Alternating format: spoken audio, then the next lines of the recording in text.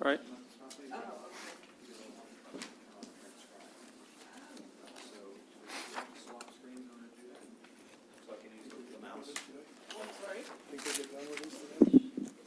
See this? Yeah, but can you swap screens for a minute? Thank you. We're working on some technical things here, so. Okay, so where is this? It's still over there. Okay, go ahead and swap back. All righty. Let me. Well, I've been going over this, not all today, but some. What? Oh, there's for multiple versions.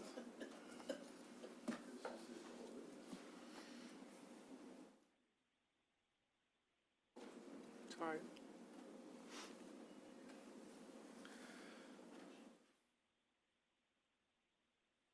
So thank you for the pause. I apologize. We're trying to do something new. Is Ray Hey, no, you don't have to come down. Don't come He down, said he Tyler. hadn't heard from him. If you can go into Teams, join the meeting, Trying and to start set the up the transcription. Teams We can't do it from transcribe so here. they can do I the can't get to that minutes screen call. from here. So, And I'll wait to make sure it actually works. he said they tried it in their staff Thank you. meeting, it worked. Save a lot of time, right?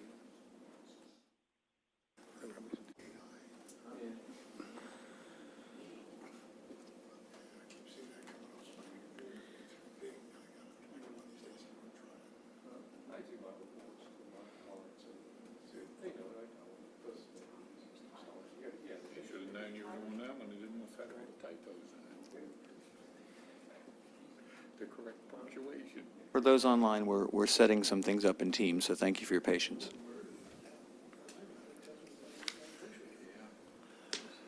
It started. Thank you, Tyler, very much. Appreciate that. Okay. Wonderful. Okay. Mr. Chair, we're ready to go. Thank you for your patience. Welcome to the December 7th Kent County Planning Commission meeting. I'll take roll. Jim Saunders. Here. Paul Ruge. Here. Bill Crowding. Here. Paula Reeder. Here. And I'm here, and we don't have Ray, we don't have a note, but hopefully he'll join in. Due to staff issues, the minutes aren't ready, so we'll look at those at our next scheduled meeting. We have no applications on the agenda. So our one item today is to review the rest of the land use ordinance and the follow-up articles, including some correspondence we've received. Bill, where do you want to start on this, on Article 3? Right, I think that's where we would want to start Right. the discussion. I'm prepared to edit any and all articles as you wish.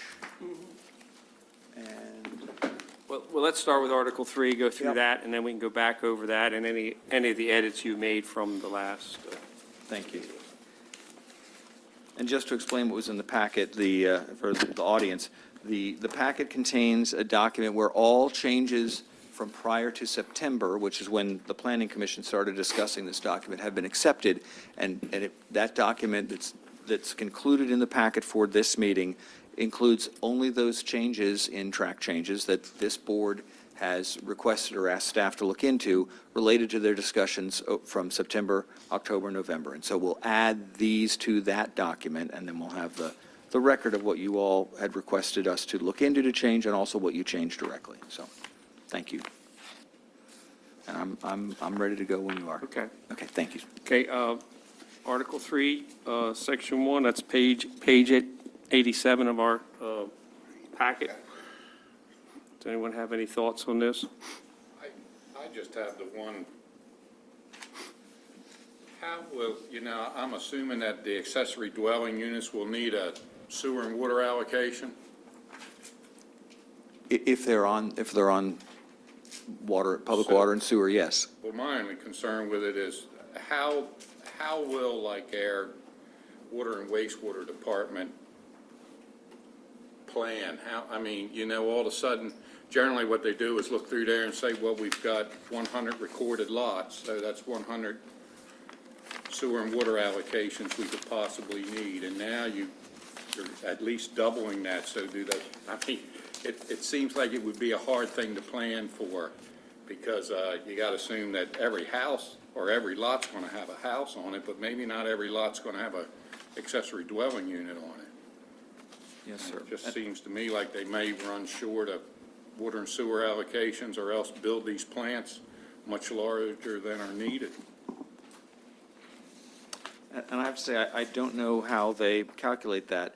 The accessory dwelling units that are currently allowed in every residential zoning district and AZD in the county and have been for many, many years, the one change we're making with this code is to add it to village, because my understanding was it was inadvertently left out of village. It was intended to be in village, it just wasn't added, and that was the only place where we're adding it currently. So it has been in the code for a long time. I don't know how Public Works plans for that. My understanding is we have a fair number of them, but not a multitude of them. So a lot of people don't choose that option, so. But that's, I don't have any information on how that process unfolds, so. But I think it's a good comment. I It think does add a variable. we should maybe let Mike Moltz tell us something on it. But that's my only concern with it is I just remember years ago when the tax assessment office was combining parcels for tax purposes, and it threw Wayne Morris out there to the Department of Water and Wastewater, just threw him off with his calculations as far as how many dwelling units are left when he's got someone coming in there that wants to do a project. He's trying to figure out the whole time how many he has left at the plant, but that was my only concern with it, because it's either that or they get to hook up to the existing line that's there on the lot. You don't have to buy another sewer and water allocation, and dwelling unit means dwelling unit to him. And every DU needs a sewer and water allocation. Thank you.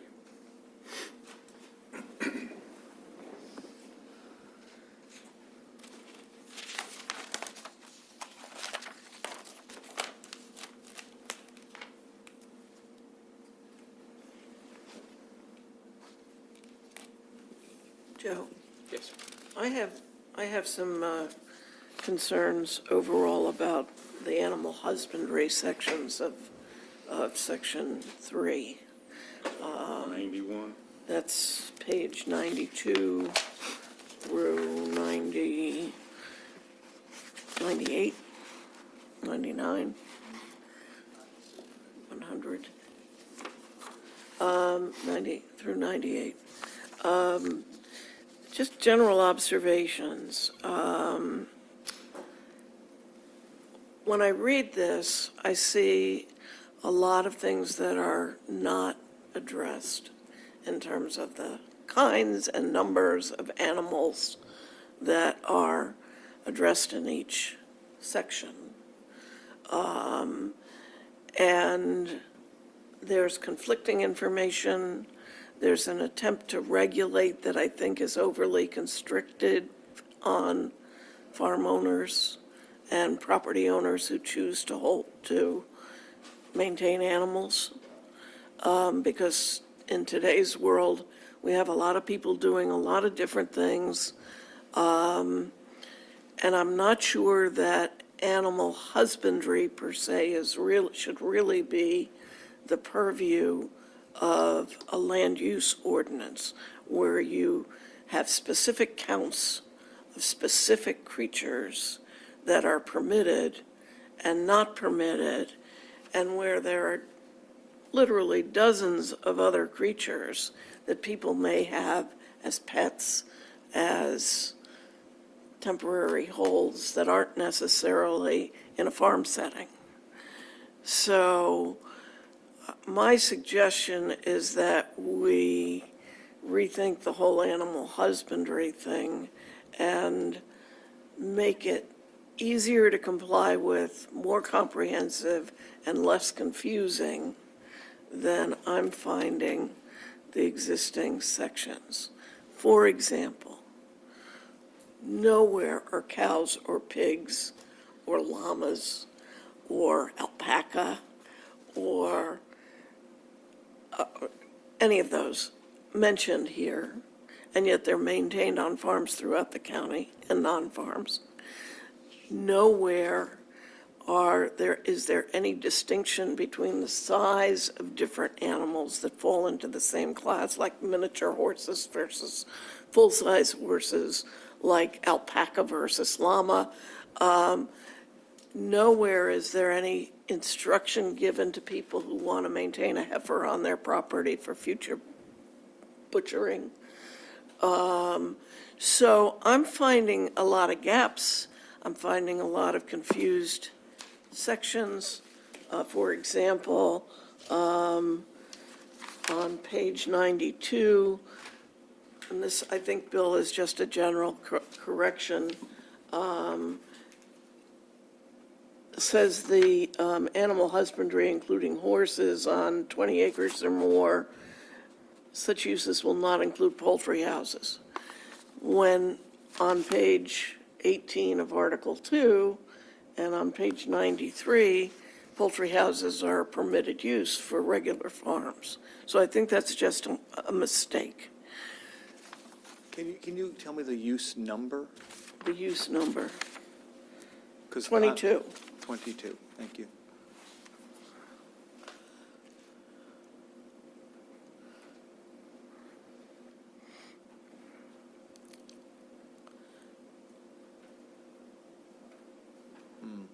Perhaps these got renumbered when there was an edit made. So the name of the use is animal husbandry non-farms? No, animal husbandry farm, including horses. Okay, that's the one I have. And there's a provision that says, but not poultry houses? B on 92. Will not include poultry houses. Or, so, when we combined all of the uses into a single chapter with uses, these uses occur throughout the code in different places. So there are zoning districts where you can have horses, but you can't have poultry houses. So there are districts where both would be allowed. So I think, if I recall, and I might be wrong, I think poultry houses are only AZD. And this use with horses includes other districts beyond AZD, so then poultry houses wouldn't be appropriate. I think that's how the mechanics of this works.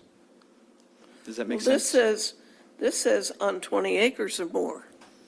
Right, So that would be a farm, defined as a farm, correct? right. But it might, but farms occur on many different zoning districts. So poultry houses are not allowed in many of the districts where farms could occur. Well, how do you clarify that then in this code? Because when you go to when you EZD. choose your zoning district, you can look in the chart and see which things are received an X, which means you can do it, versus not do it. So there's many, many more uses permitted in AZD, and as the zoning districts become more and more, our code to me is sort of progressive. As you move through the districts, they go from being, AZD to more residential to more commercial. Right. And the sort of things that are allowed as you go through that flow begin to decrease in the area of animal husbandry and some of the farm uses, as opposed to increase in other areas like housing, apartment buildings, things like that. Nevertheless, the language says such use is permitted only when all of the following conditions are met. Correct. And it doesn't distinguish between zones.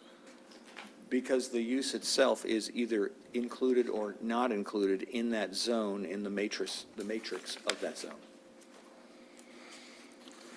Okay. So this isn't a list of permitted uses in one district, it's the list of uses in all possible districts. And then some are chosen for some districts and some are not. And because our code gradually tapers the breadth of animal-related uses as you move from AZD through farm through commercial, there's a whole bunch of separate animal husbandry uses because they're slowly paring things down. So most of them are going to occur in AZD, some will occur in residential. I believe almost none occur in industrial and commercial. And I understand that, but I think someone reading this who's contemplating having animals on their property could find it confusing. Is there a way to make it more clear? Well, hopefully people are starting with the matrix for their zoning district. That's their starting point, and then they refer to this chapter to learn more about the uses that are just sort of, I guess, captioned, right? There's a title for the use, and that's all that appears in the chart. So if I find a 17 and use- 18 for this one, for AZD. Thank you. Right. And Paula, we had to make some choices about how we wanted to organize, right? Currently, the current code, every single use is listed and every single condition is listed in each one of the chapters for each one of the zoning districts, No, which is why we have 500 pages, right? So this is a way of condensing, but you're right. You have to cross-reference in order to understand what occurred. And, you know, there may be issues beyond that for sure, but we've tried to preserve all of the existing uses with the recommendations that the Agriculture Advisory Commission gave us on how to change the animal uses. But there's a lot of animal uses because, again, there's refinements as you move from district to district. This was the organization the consultant recommended to us, was to start this way. and- Right, to do the matrices and combine the uses, yeah. Well, again, if you go to the Article 2, page 18, animal husbandry is defined as special small sheep and goats. That leaves out a whole bunch of animals that may be maintained on property.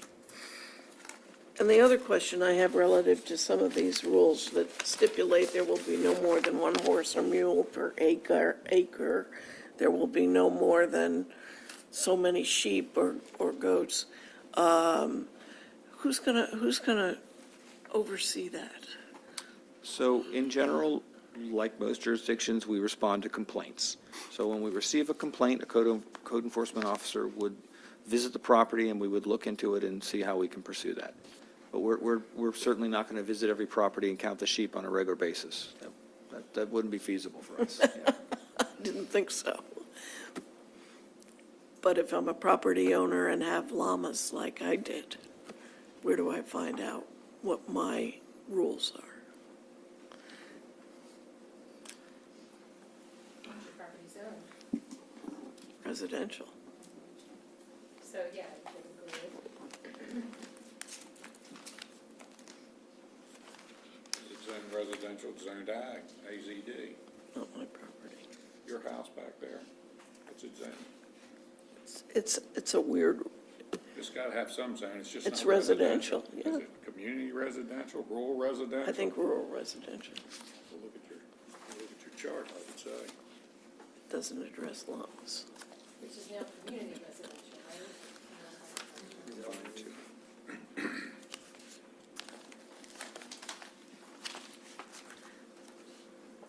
So I believe, and I would want to put a caveat that I always ask Carla these questions because she knows the history for 25 years of how we've interpreted and applied things. But the use that you just referred to, animal husbandry farm, including horses, includes keeping, dairying, or raising for sale animals, fish, birds, horses, or reptiles. So I think that this is the general catch-all one, and I would imagine that llamas might be permitted within that use. Okay, So which exact zoning districts that occurs in, I'd have to go. right, I Category by understand. category, yeah. I understand. So you're saying the definition is where you end up having to look to see if your creatures fall into the category. So, I mean, we do certainly have limitations about the more residential districts, the kind of species and number that are permitted are limited. So, but in AZD, it's assumed that those are broadly allowed. Okay.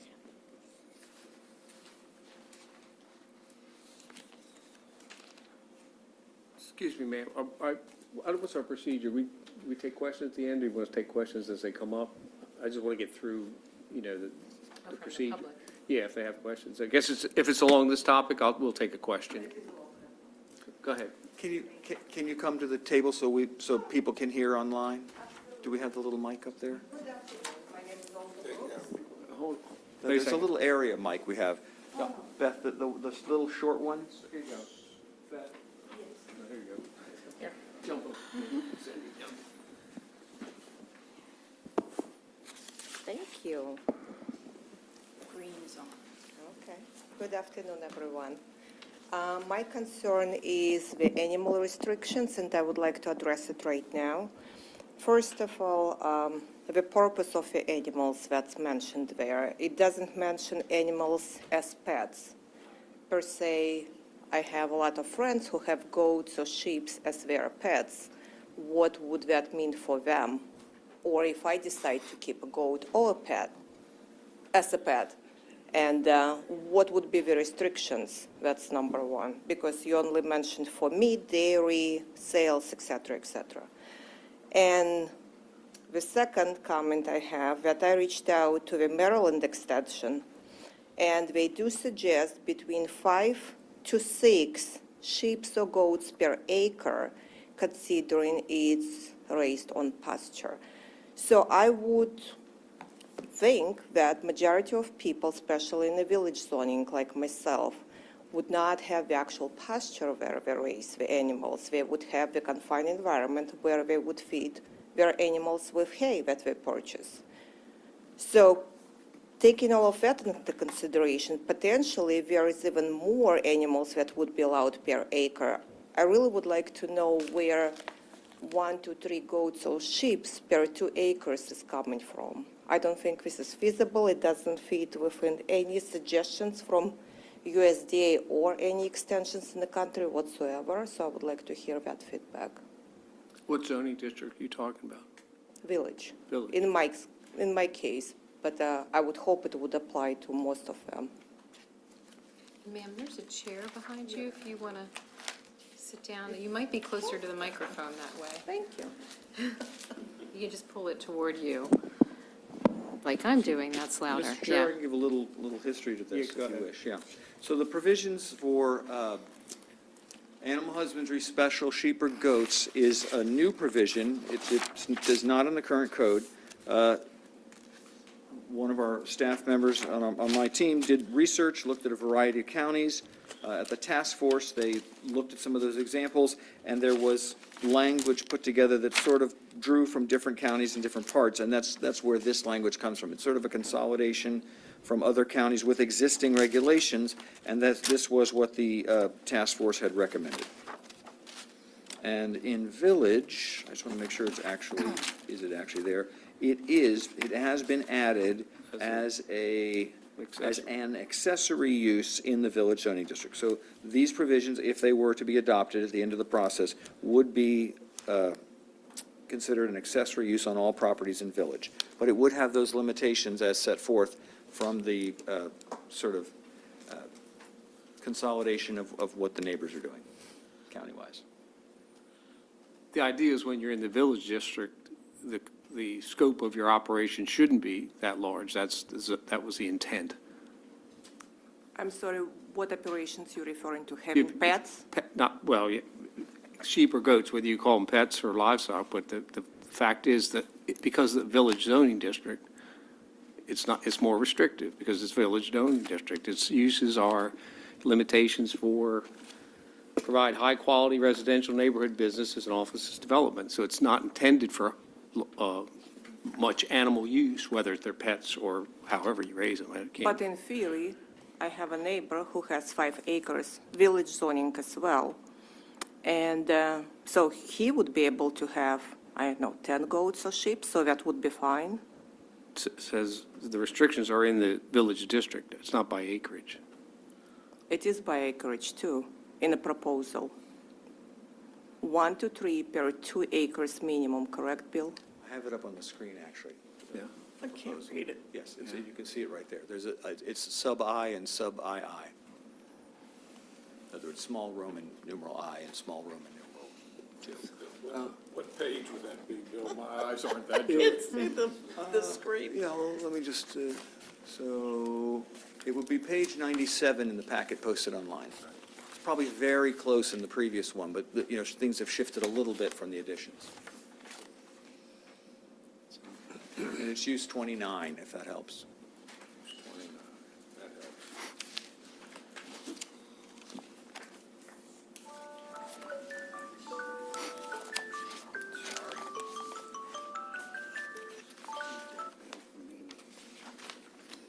And just to add to that, who will be setting the standards for what pet means, for the meaning of pet?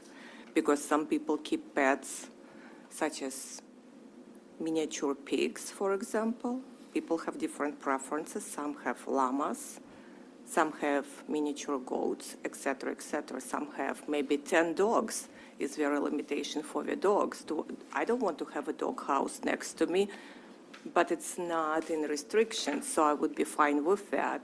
At the same token, I would appreciate if I would have the freedom of choice who my pet will be. Okay, that's your point.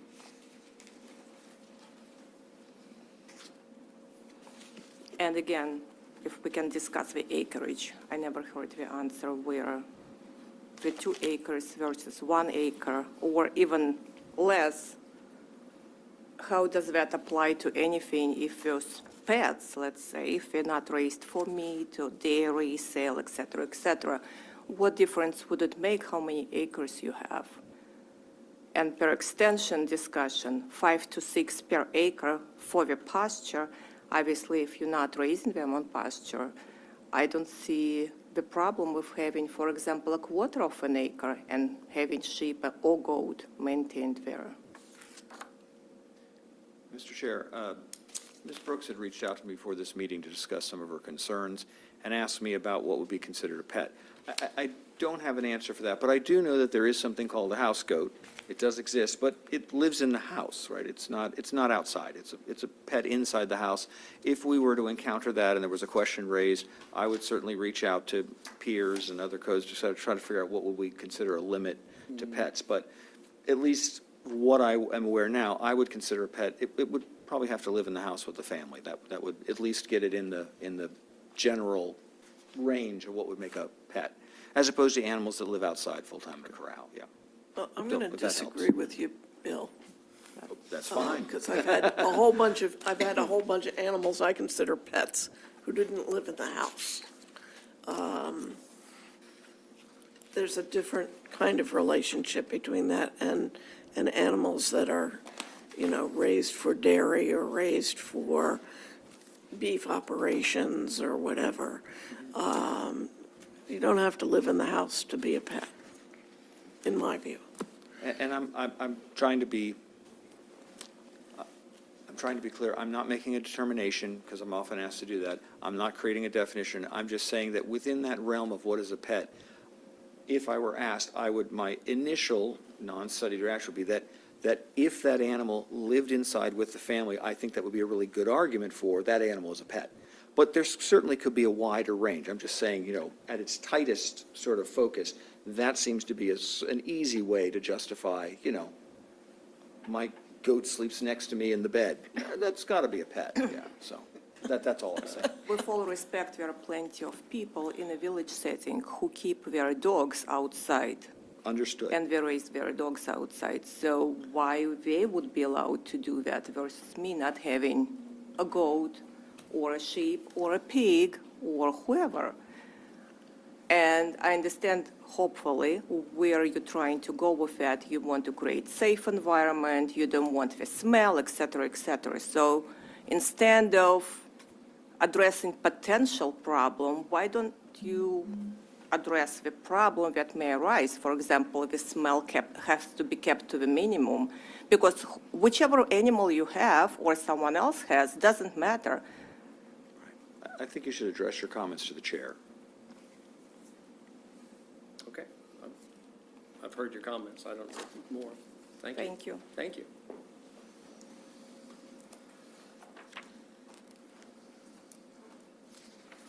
Are you taking other comments now? If it's on this subject, yes. On uses? Yeah, if you're here, because we're going to go through a lot, and, later we're going to go back. Yeah, we're going through a lot. It's kind of confusing.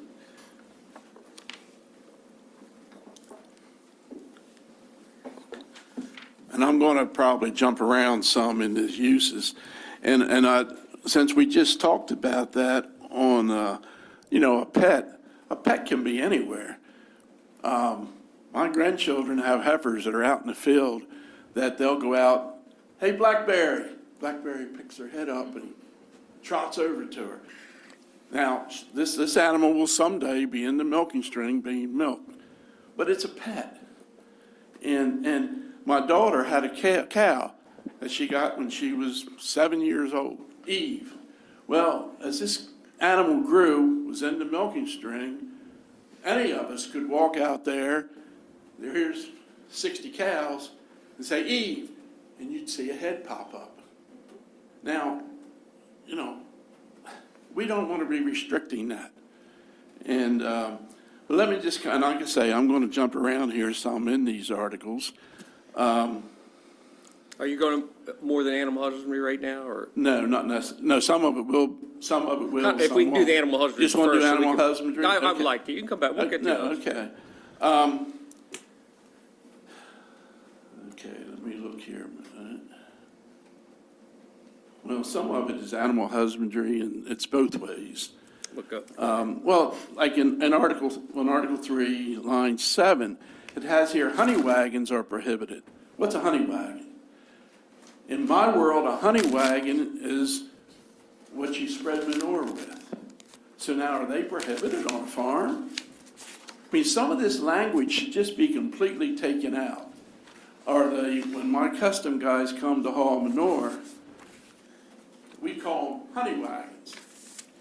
Now, are they prohibited? According to what we've written in our legislation, they're going to be prohibited. That doesn't make sense.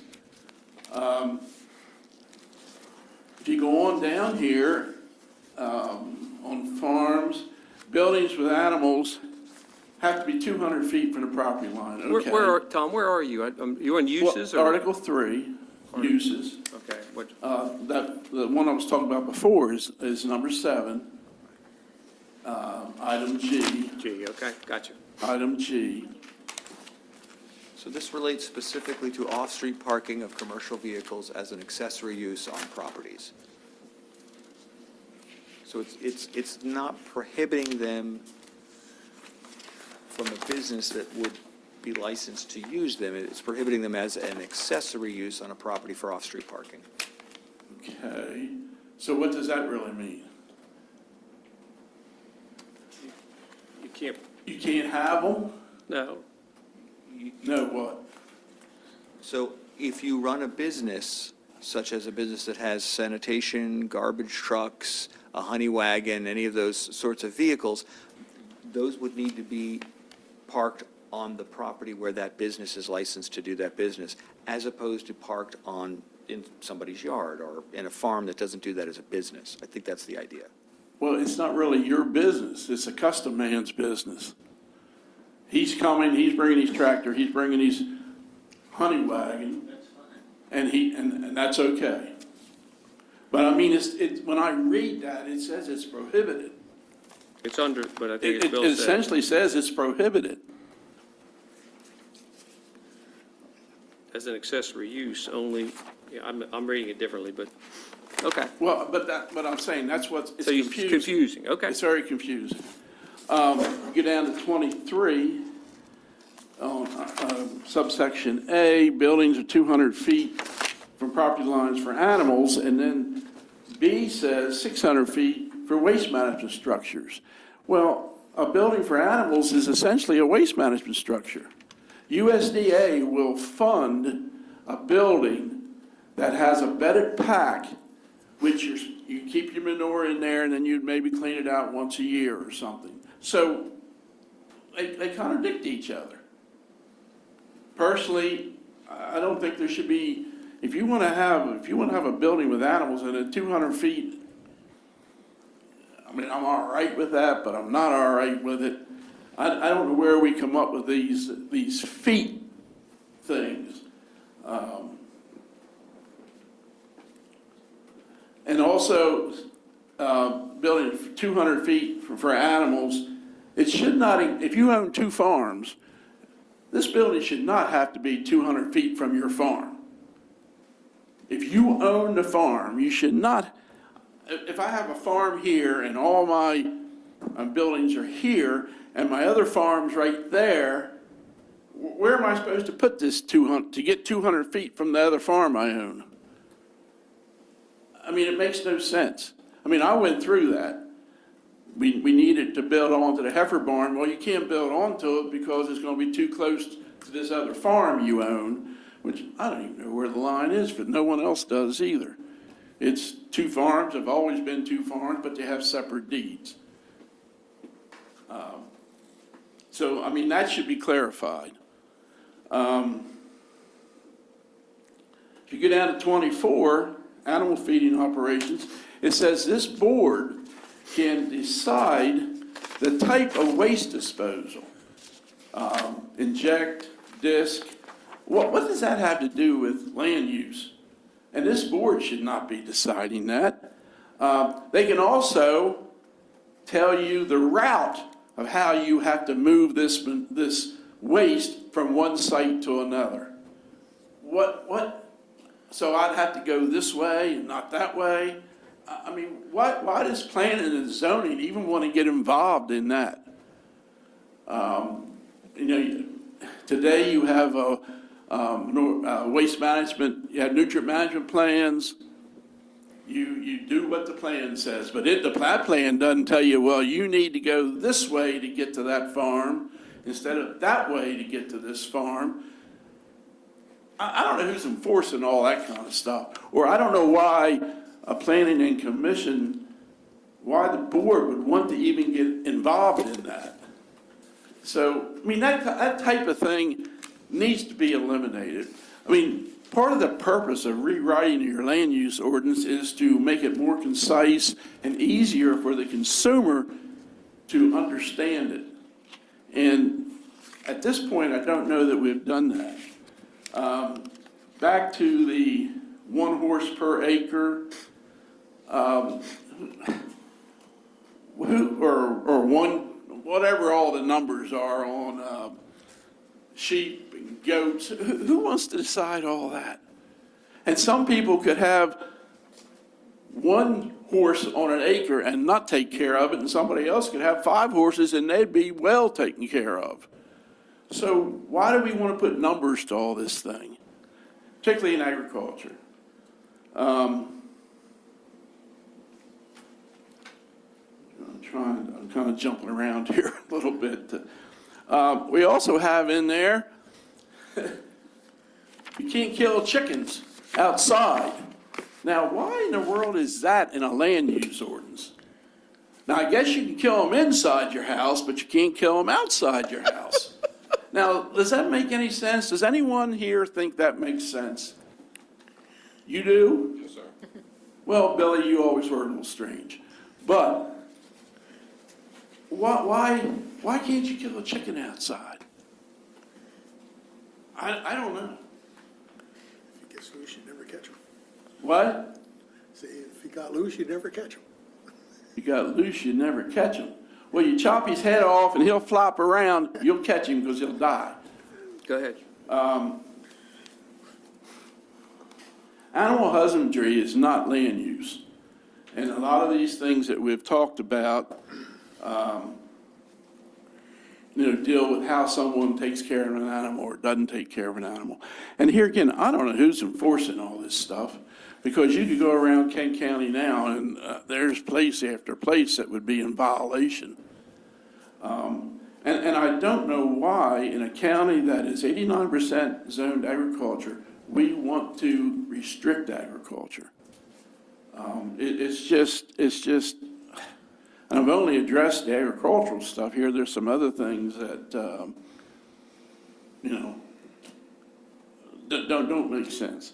But I'll leave that for right now, and we'll get to some of the other topics. And Thank you. Where were we on? You had questions, and that was on animal husbandry. Can I speak for a second? On animal husbandry? Yeah. I guess it's part of it. I don't know, maybe it's spelled out somewhere in this document that I find very hard to read personally. But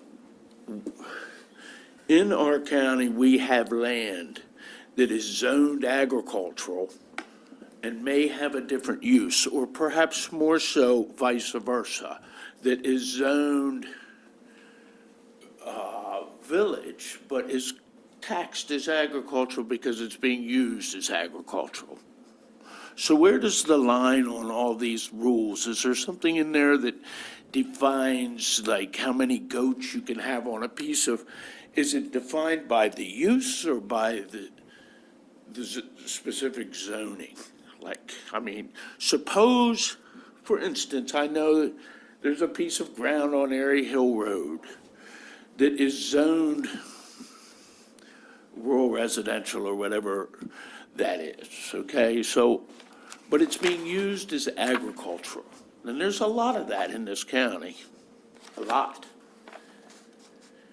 So where does one draw the line on whether you can have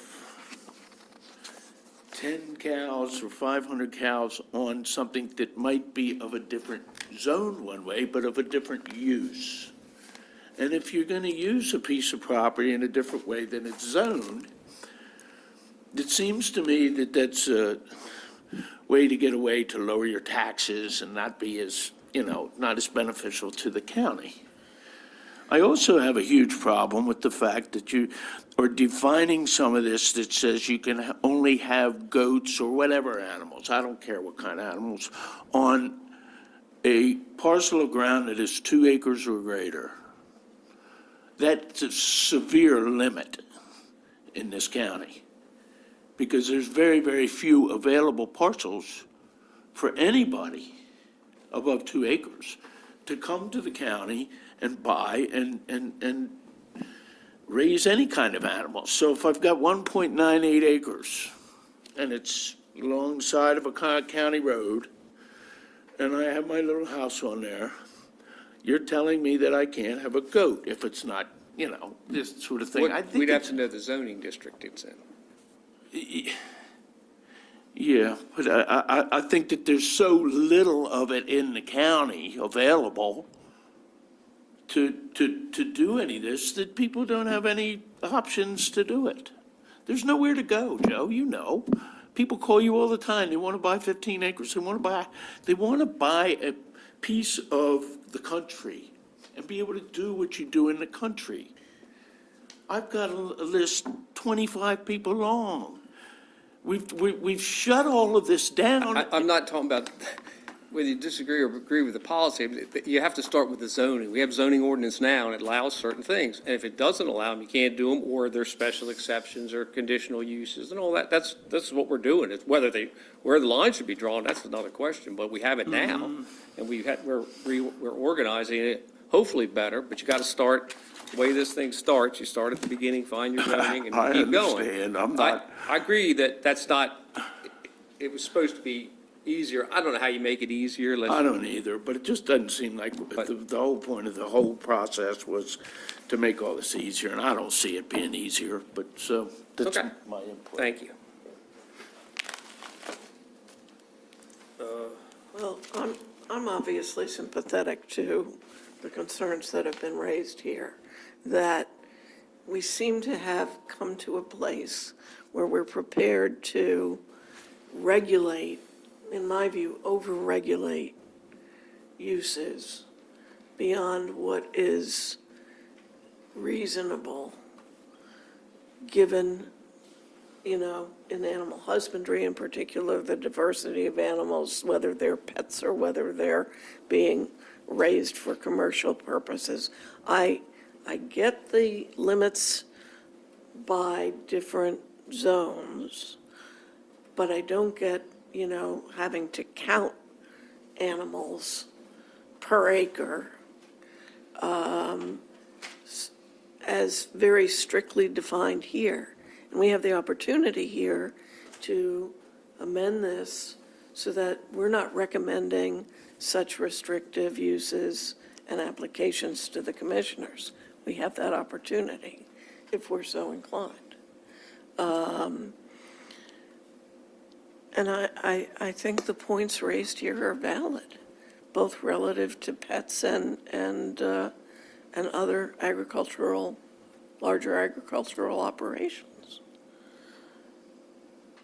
I mean, we're saying, you know, if you have backyard chickens, no matter how big your property is, you can't have a rooster. Come on. If the roosters, if you have a rooster and he's making a lot of noise and disturbing the neighbors, somebody's going to complain.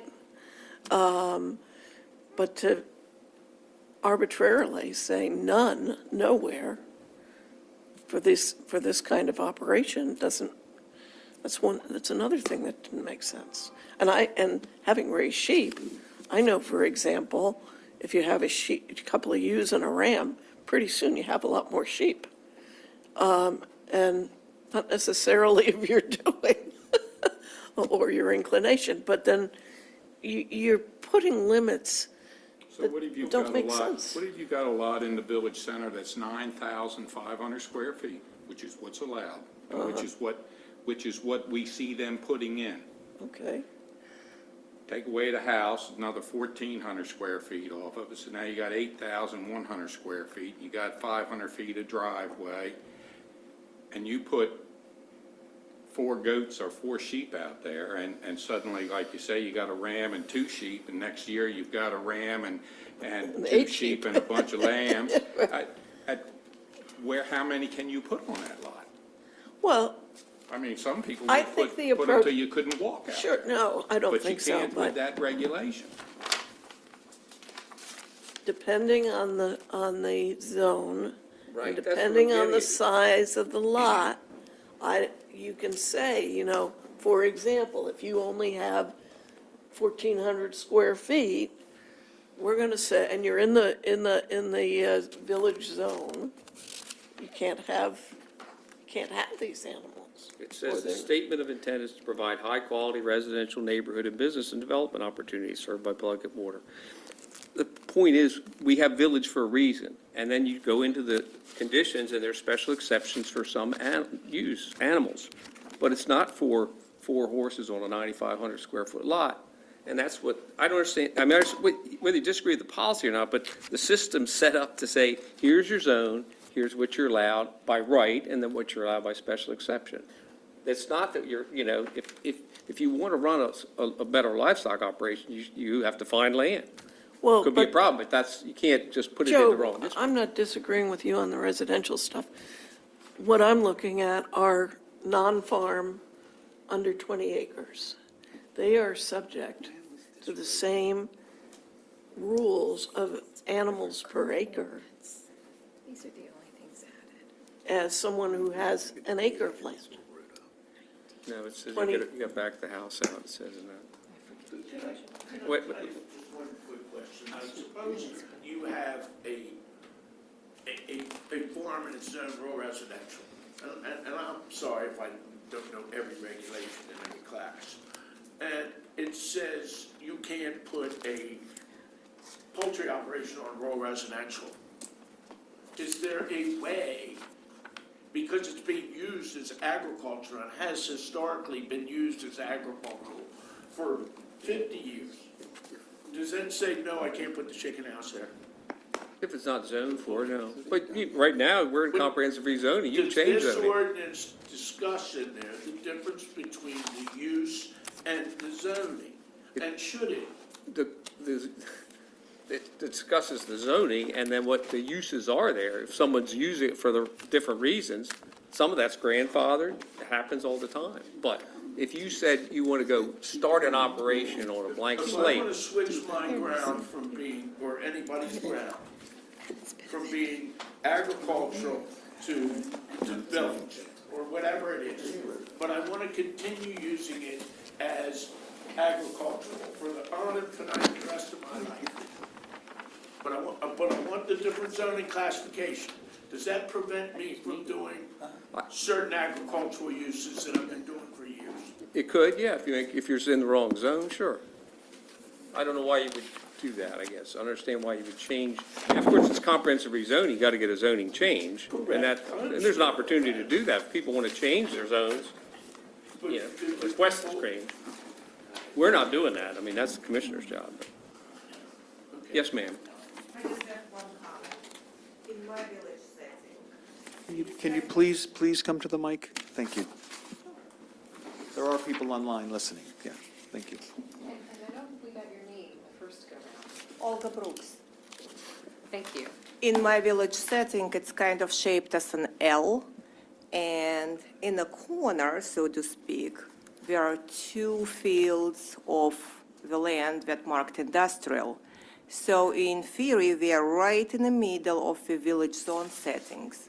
So they would be allowed to have anything and everything within that village, per se, because before and after, You're saying, wait, I'm misunderstanding. It's, you have industrial next to the village zoning. It's two, okay. yes, in front of my house and to the right of my house, and actually in the back of my house. So potentially, all of those properties around my house would be able to have whatever and whoever from the animals, but I cannot, even though we are in the I mean, limits I of the don't know what, village. what animal, you got to look up the industrial and find out what you can do in industrial. I guess that's what, you have to But start they with would the. have more relaxed restrictions, that's Could what I'm be, saying. yeah, every zoning district's different, could be. And But where it's I'm the same gain- between village and a rural character or community residential and every, there's a line on every zoning district. No, I understand that, and I think Where it's, that line is, it's, you know, it's good to think about what the village should look like, but I think what should be taken into consideration as well, the mixed use, where you have village and then you have the insertion of the agricultural and industrial potential and so on and so forth, and residential. So how do you maintain that village look if you have the industrial insertion of the land right in that village? So what we're trying to do to make sure that all of the houses comply with the regulations, right, in the village zoning. But those 2, 3, 4, 5 properties that right in the middle, they're in the middle of the village? Where is this? they There's a are, it's village in industri- Massey. There's industrial in the middle? Yes, Or just there on the is. outskirts? And what I'm saying that I don't think it's fair to the rest of the residents where they have to obviously have the smell of the animals and subject themselves to being sprayed from the planes, et cetera, while they are not being able to raise their animals or to have them as pets per se. So those things I think should be thought through. Like, if you trying to do it for the whole district, let's say you take that 100 acres and that's the village zoning, right? Those rules should apply to everyone in that 100 acres radius, for example. And understand the difference between the zoning, how the properties are zoned. But if we are inside the village or next to the village and the residents are exposed to the outcomes of that industry, I think they should have a right to do on a smaller scale the same thing.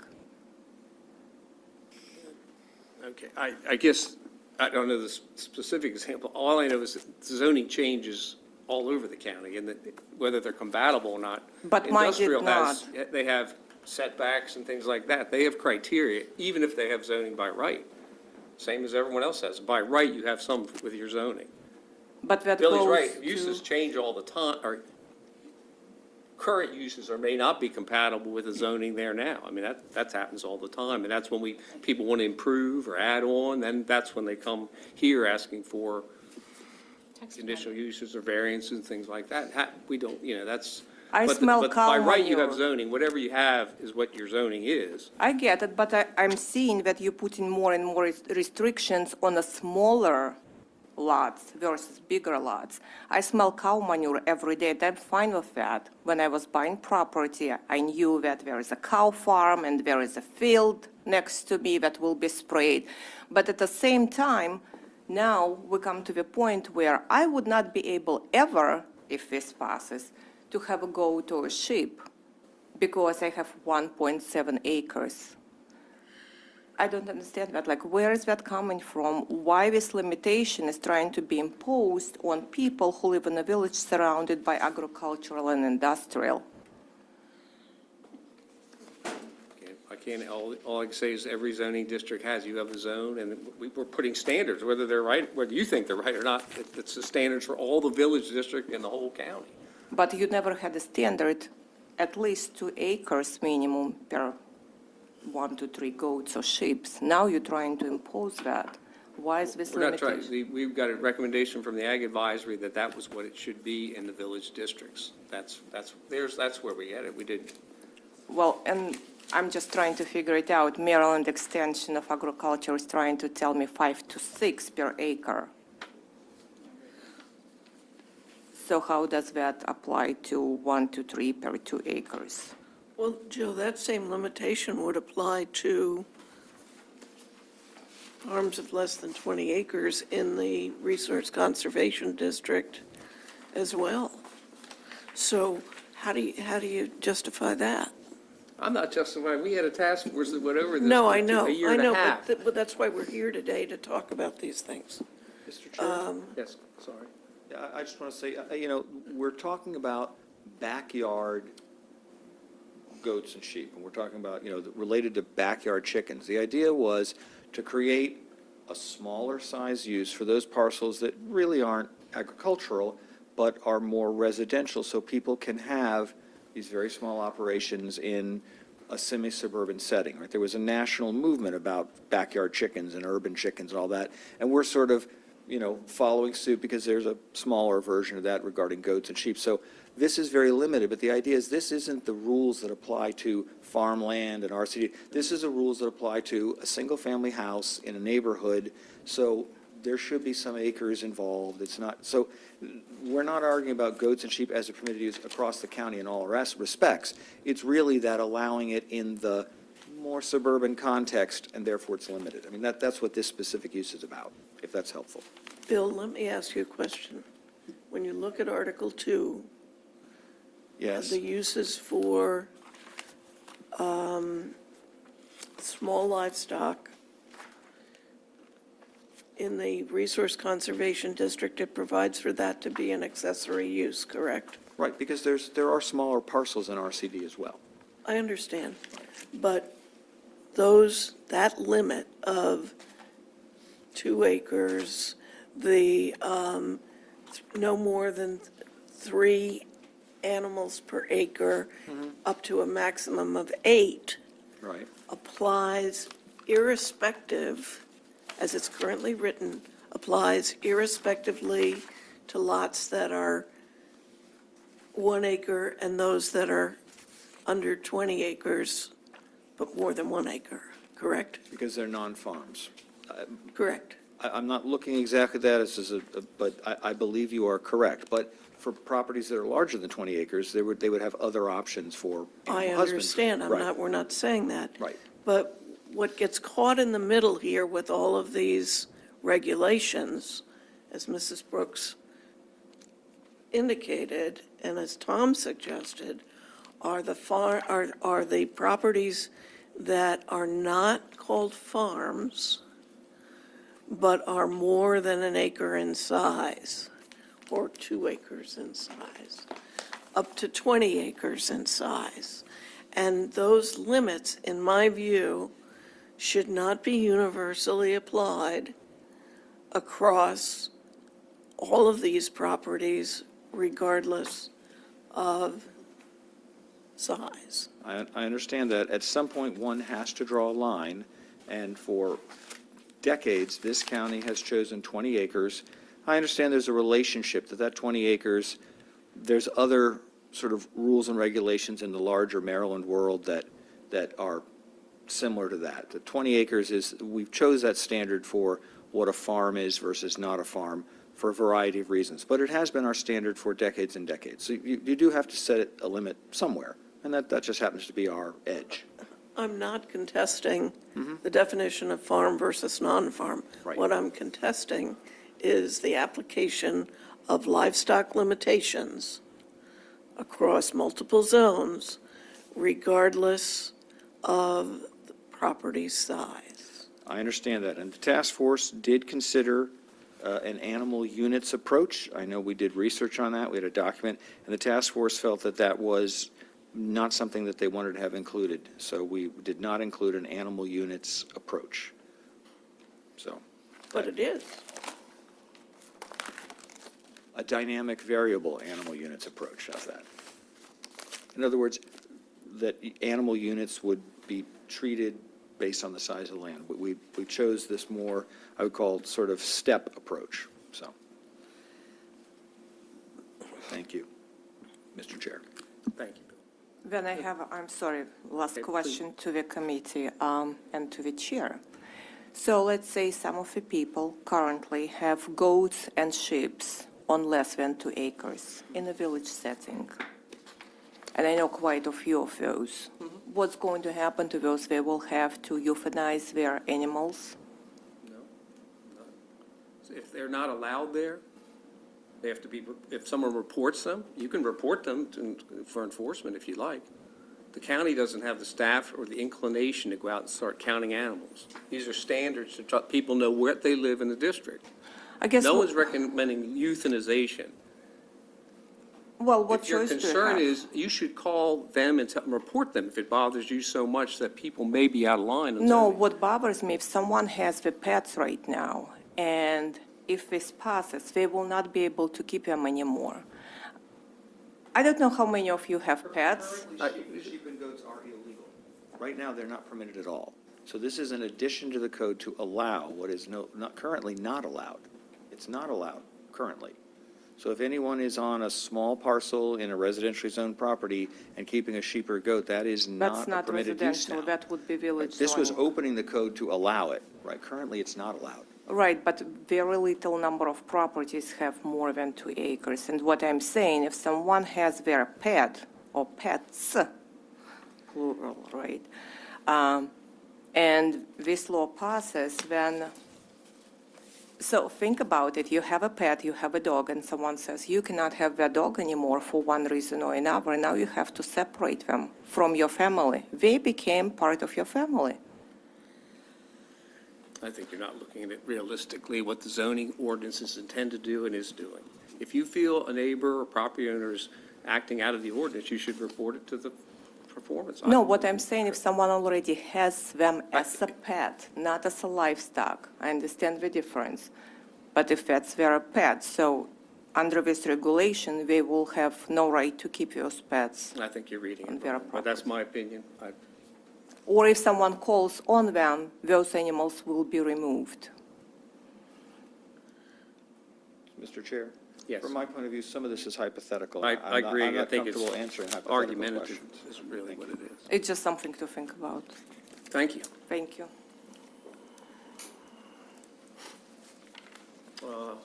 Lost where we were. Ray, thank you for joining us. I just wanted to add that if a member of the public is, concerned about a particular section of the draft zoning ordinance, they can submit in writing a proposed change that can be reviewed. And there'll be opportunities to do that not only here, but when the county commissioners take up the land use ordinance and have a public hearing on it. So it's not just here that we're discussing it. There are opportunities to propose a specific change for a draft section. Okay, thank you. We were finished for race. We were discussing animal husbandry, and if you have any comments, you can make them. But if not, I think we move on to, I get the next be 98 and on. Okay.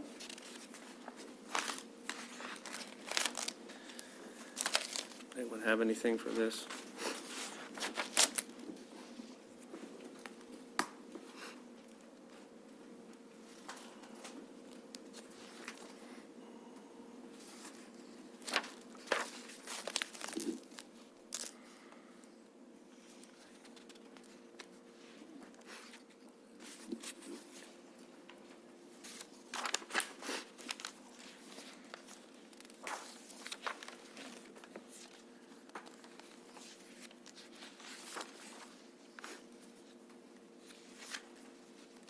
There wasn't any changes in this section. No, I not believe. much. No, just a few clarifications and.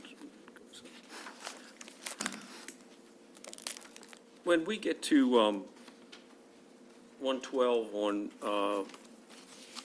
I noted in 92 manufacturing and commercial district, it has, the business does not exceed 10,000 square feet gross floor area. This limitation does not apply to properties in the Route 301 corridor. And we had this, is the Route 301 corridor, is there a definition in here, or should there be with what, there's development planned, and it could be extensive in our growth area there, or become. When this body reviewed the proposal for changes in the height of industrial buildings, we adopted a specific area that the Route 1 corridor. And I agree with that, but since it's in the land use, is it in the def? Or where is it? It would be part of this, so that same definition would be included in this ordinance. and be Okay, used there. that's fine, that's Yeah. good, thank you.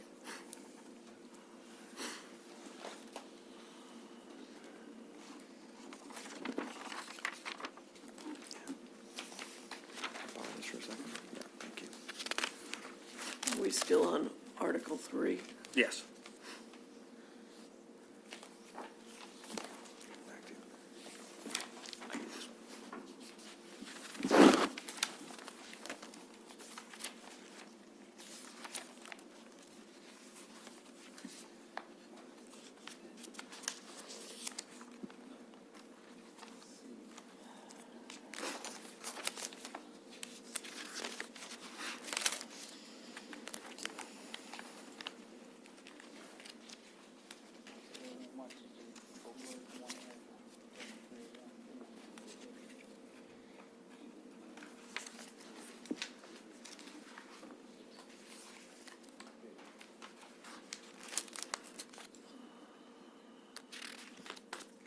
Mr. Chair, Go ahead. I have a general suggestion for Article 3, which is that perhaps we can include a chart for all of the uses. So, for example, in Section 2, Article 2, where we have each zoning district, and we have a chart of the permitted uses, the top column is where you would denote that it's permitted by right, special exception, et cetera.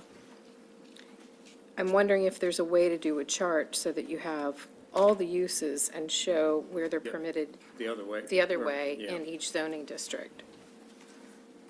Just as another Yeah, I- reference point. May stop some, prevent some confusion in running the, I don't know what it adds to the, the number, quality of the book, but it's another reference tool. I don't see a problem. What do you think, Bill, is a reverse, kind of a reverse reference in the? We can certainly create that. Yeah. And I do want to say, I stand corrected, the intention was, my goal was to include that Route 301 issue in the definitions. I don't see it here, so I'll make sure that it appears. Thank So you. that was the intention of the I adoption of that understand what ordinance. it was, Yeah. I just didn't, I thought when it getting referenced in the document. It needs to be there, yes, sir. Thank you.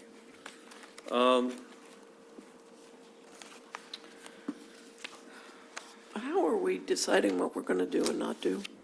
I think, for example, Cindy's suggestion is a good one, and that we should endorse that as a to-do in the next step. Are we doing that as a commission, or are we? We're going to make a recommendation to the county commissioners. We would do it every time. I mean, I assume we would do it as more of a, do them all at one time, but it's tough to go page by Who's keeping page. track? We have minutes or tape. The staff would keep track. Okay, well, Mr. I Chair? mean, one of my recommendations would be to eliminate the gross limit on the small sheep and goats, limited to 8, regardless of lot size. My recommendation would be to eliminate that. There's been no action on that. I just talk and it goes off into the air. Cindy's made a recommendation to add a chart to improve the readability of this document. She's made that recommendation. We haven't said, yeah, let's endorse that. Bill said he was going to add it, I mean, but based on the, I think Bill has a comment to make. Yeah, thank you. Yeah, Mr. Chair, if I may, so to explain regarding this issue, I'm sort of doing the same thing that we did at the task force and some of the discussions is, when I sense agreement from the body, I plan on doing that. If I sense that only one member is speaking to that point and there is no other confirmation, then I'm not going to do that. When the attorney of the board makes a recommendation and the chair agrees, I'm certainly going to do that. And the reason I have the documents up here is that as we're going through, if I'm instructed by you all through the chair to make a change to the current interim draft, I'm literally here going to type it in and we're going to change the draft so that by the end of this meeting, there is a document that exists that shows all of the changes that we've made, specific changes.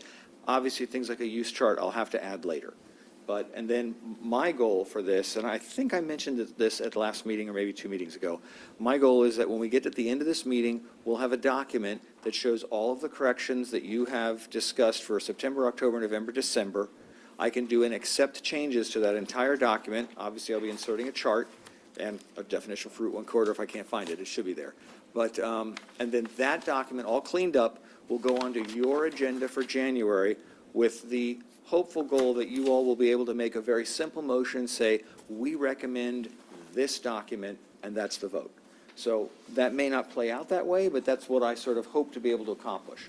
So, I mean, the board, through the chair, can run this process however you wish, if you want to make individual motions, et cetera. But I would hope that by the end of the meeting, I can actually make the changes while we're doing it, in at least, you know, small documentary changes, not wholesale changes, and that we would come to a point at the end of the meeting where there's an understanding that the document before us is the document the board is going to endorse in January. So if there are wholesale changes, I won't be able to do that. That would be different. But yeah, so thank you. That's at least my hope. Okay.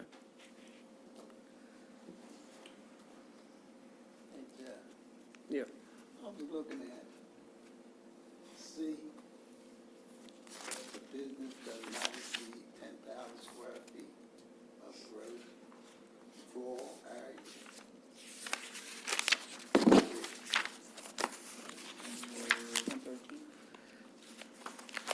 Use 93 is about manufacturing, and if I recall, I believe that this is in Commercial. a couple of the commercial districts, and that provision basically says that in any commercial districts outside of the Route 301 corridor, there's a limitation to the size that that business can be What's in C? manufacturing and processing, but within the Route 301 corridor, there is not a size limitation, so it's a two-part rule.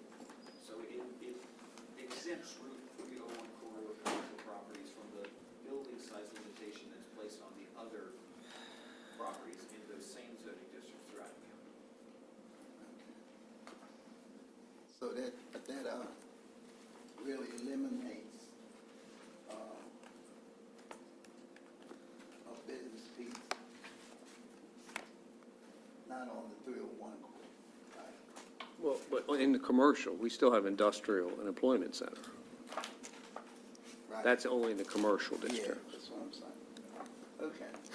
And I mean, this kind of provision, a lot of jurisdictions use a provision like this. It's sometimes called, you know, the anti-big box provision, those sort of things. Go ahead. Just out of curiosity, with that 10,000 of gross floor area, what do you consider gross floor area? If it's a two-story building, then you're cutting the footprint in half at that point? So GFA is all of the floor area in the building. All of the building? The footprint would be all of the floor area on the ground floor only. Right. Maybe somewhere that could be explained then? You know, So just Beth is kindly pointing out that we have a definition We have it. for floor area. Is it? For commercial, business, and industrial buildings or buildings containing mixed uses, the sum of the gross horizontal area of the several floors of the building measured from the exterior faces of the exterior walls separating two buildings, but not including attic space providing headroom of less than 7 feet, basement space not used for retailing, uncovered steps or fire escapes, accessory water towers or cooling towers, and accessory off-street loading spaces. So that would sound like what I would call the standard sort of air-conditioned space provisions. So that's roughly, that gives you sort of the rough feel of it. Does that make sense? No, I think I Maybe I missed it or misinterpreted it, so. Different section. It's in Article 7. It's not in Article 3, yeah. Can I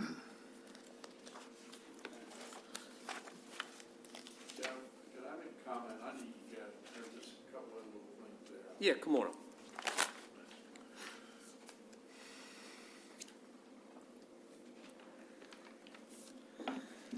This is still in use, it's in line 21, item B. It says, "No curing or smoking is allowed." Now, in my world, that means curing hams. Maybe in the world today, smoking means you're not supposed to marijuana or something else, I don't know. But I don't think we should be restricting, if a person wants to cure hams, they ought to be allowed to. So I don't know if that needs clarification but these are some of the things that some of these things just need to be eliminated because, I mean, we live in Kent County, Maryland, and some of the things we do here, maybe in Prince George's County, you can't do. But I think there's still people I know curing hams. Jim, isn't that right? Yes. Now, are we saying they can't do that? That's what this says. They can't cure hams. What district are you in there? Where are you? I'm in Article 3, uses, line 21. 21, and then item B under that. No curing or smoking. Now, what does that really mean? I mean, when I read it in my world, that, I think, you're curing hams, or you're smoking some fish, or something. Same way in my world, honey wagon, when I ask my daughter-in-law, honey wagon, well, that's a manure spreader. You see, we've got to have this terminology to where just the ordinary people here in Kent County understand. And that, I mean, I don't really know what that means. Mr. Chair? But you certainly wouldn't go to cure hams. Mr. Chair, if I can mention it, Tom, you had spoken to me before the meeting and asked about that. I didn't have the context, so I wasn't really able to answer your question. So that provision, the no curing or smoking, occurs in only 2 uses in the code. They're both fish, seafood related. So it's under aquaculture and seafood processing. So really, those 2 restrictions, that 1 restriction is only limited to uses that involve fish for some reason. But do you see where I'm coming from, that just looking at it, perhaps what this needs, I want to know, okay, I'm in agriculture. I want to know what I can and can't do in agriculture. So have an agricultural section and then have permitted uses, and not this check boxes and then definitions later. I can either have a manure spreader on my farm or I can't. I mean, I don't even think that needs to be addressed. I mean, some of these things Well, it's not, an AZD, it's not addressed. but when I'm reading this, the way it's set up, I don't know. I'm assuming it is. You see? assuming Now, it's okay, like- he's clarified it that it's seafood. Okay, that's fine. But is Joe over here, is he going to understand that, the way it's written? I don't know. Well, That's my, if I'm trying to follow you here. And you're talking about the AZD. yes. Well, but he's saying in here that that's only in a zoning district where your animal husbandry would be a special exception. It's not a special exception in the AZD. I don't know what it Is says. that, am I reading that correct? Right. So it's only the zoning districts where animal husbandry is a special exception, do those rules apply? Well, let's, This isn't a change from, Aquaculture we didn't change the specifically. ordinance, and this Well- is the same. right, but we need to, but that's what we were doing, is trying to make this easier for everybody to understand. And we're not really doing that. Well, that's what, I mean, this is what the consultant gave us. They gave us this checklist and the. Well, the consultant gave us a step-down. lot of stuff which we haven't done. Can I ask, We could go, I'm sorry. yeah, no, I'm sorry, I didn't mean to interrupt you, but you're just asking for clarification of the terms, right? Well, clarification of terms and where it is or it isn't. I mean, if this was to say no curing of or smoking in the seafood industry or word, however, seafood, oh, okay, I can understand that. But when I read no curing or smoking, my mind went right to hams. I'm Well, sorry. I mean, we can do that. We can make little tweaks. I think here it is specific to aquaculture, so we could add fish or meats, fish, meat. I mean, Well, we you could can't have tweak meats, it. hams are meat. You just But say it's- fish. Well, fish, yeah. I mean, and that would be fine. But there's other things, like you go back here to off-street parking. You can't have a vehicle that exceeds 16,000 pounds. Well, what are you doing with all the farm trucks, grain trucks? That's not in the AZD. When you read it in the uses, it tends to make you think it Okay, well, is. I think Cindy's suggestion, which Bill agreed with, is that we do a reverse chart backwards on the conditional uses, so that doesn't confuse people. That, you know, Okay, I mean, that would be. this is a yeah, consultant. And that's that- what I'm saying. That was Let's- hired, this is exactly what they laid out in their third meeting, just like this. They said, put the chart. But do we this. need to know what uses are in agriculture, what uses are in village. I mean, just like the other questions here, it's confusing. And it's still confusing. We're trying to make this thing easier. And we're not doing it. At this point, I don't think we are. I think I only had one other comment here, and then I'll let you all go. If I can find it here. Oh, we still never addressed the elephant in the room, and I know you don't want to hear this, but there's nothing in all this that addresses the 10% rule. The task force never came up with a recommendation. The planning commission voted once and couldn't come up, it was a tie vote. So really, that should be in any legislation going to the commissioners and letting the commissioners decide. But at this point, we're just kind of like, we won't do anything with that. And, I mean, we spent more time on that one item than anything that we talked about. And now we're just kind of letting it drop. And there's people, as they find out more and more, no one cares about the 10% rule until it affects them. And there's more, I mean, there's a petition of over 200 people in Kent County, Maryland, that says it needs to be eliminated, which will be presented to the commissioners. But it would certainly behoove, I think, the planning commission, and whether they vote to eliminate it, not to eliminate it, but it should go forward to let the other body decide. And that's just my opinion. I mean, I think you all know, I mean, I'm purely for agriculture. I mean, my passion is agriculture. The 10% rule is totally against agriculture. I wouldn't be farming today if we had the 10% rule in effect. My father-in-law would not have been able to milk cows on where we milk today if we had some of these regulations. And that's, I mean, there's no one in this county that's more agriculture than I am.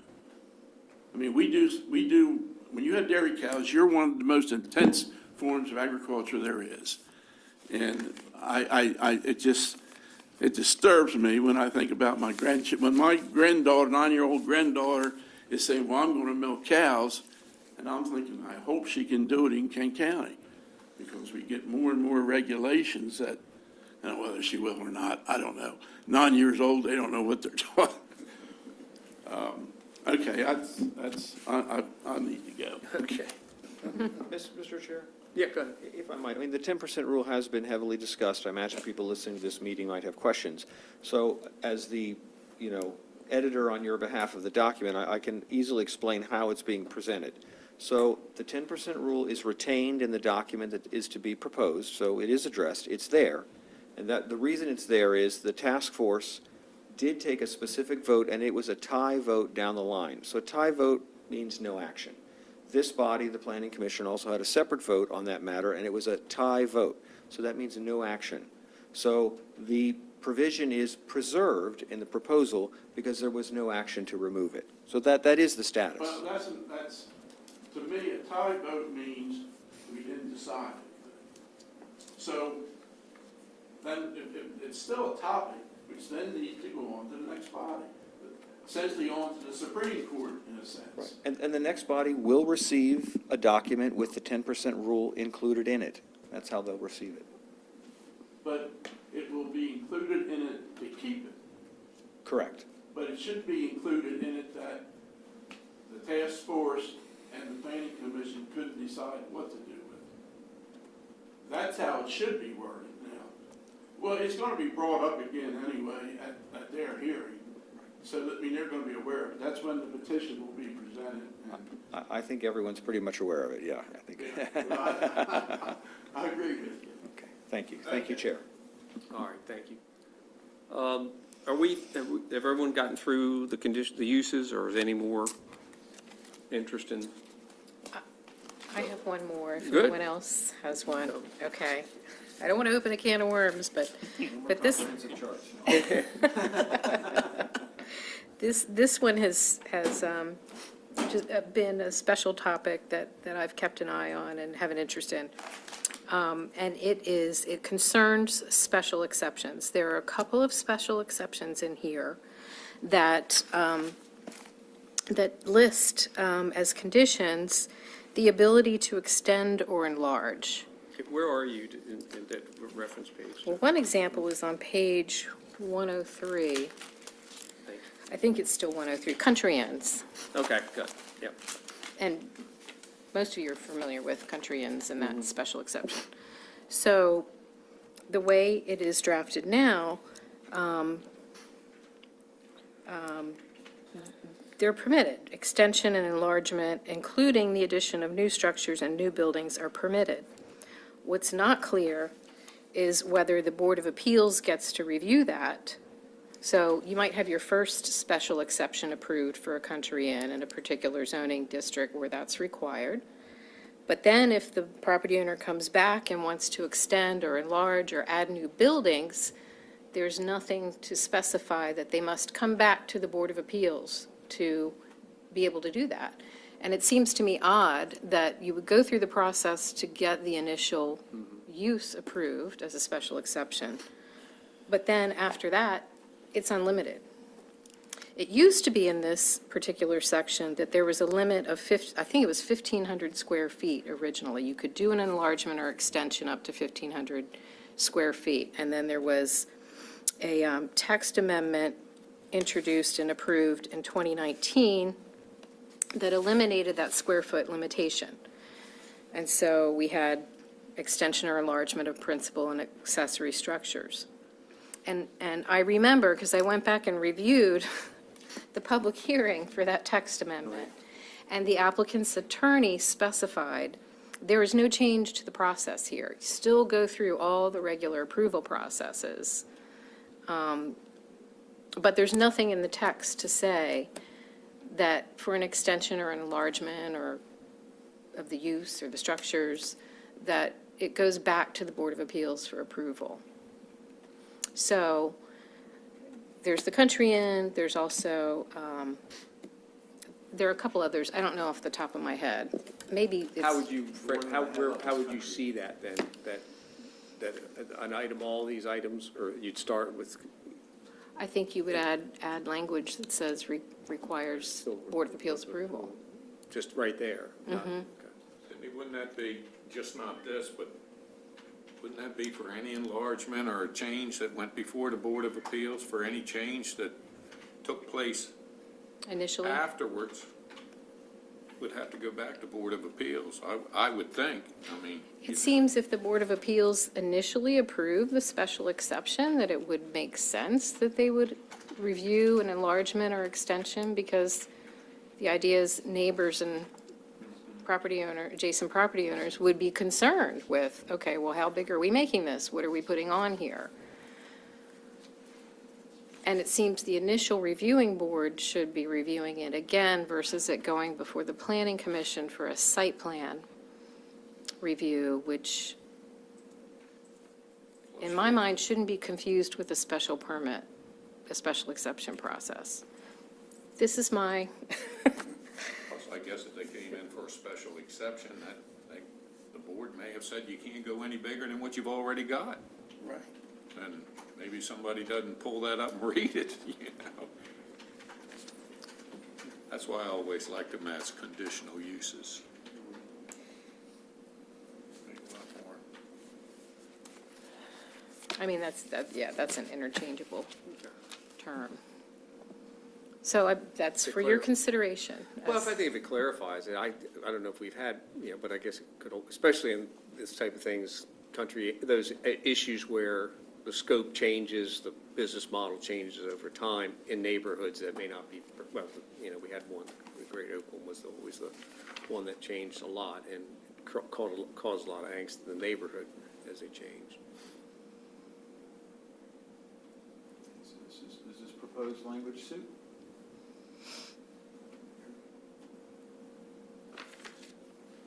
Who can't read that? I can't read it. I guess you would, including the addition of new structures is, And I guess we'd have to do a search to see where else within special exception uses there is an extension or enlargement permission, and whether that should also be.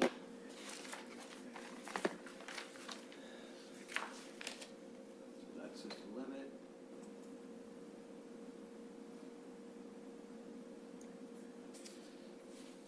So these are the ones, they still have limitations to how large they can be. Adaptive reuse of historic structures is a special use, so, but that's at the original approval. Sorry, if I'm going too fast, stop me. So do you think we need that here? This is for existing dwellings, and enlargement may not exceed 50%. Again, I'm assuming that this may not be a special exception. This may be a Right. districts. This is the one we just did. This is country stores. It's got the footage here. Do we need to have this sentence here with country stores as well? I don't think so, because it says it's allowed 50%, 50%. that's it. It doesn't allow for any. Then the last one is.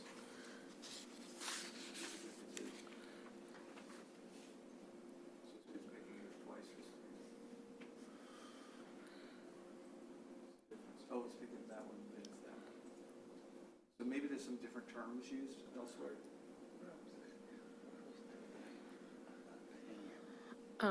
Extension, I put an extension on this.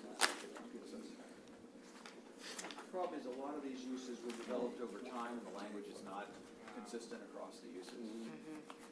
Expansion might be another one, too. Yeah, that's right, you're right.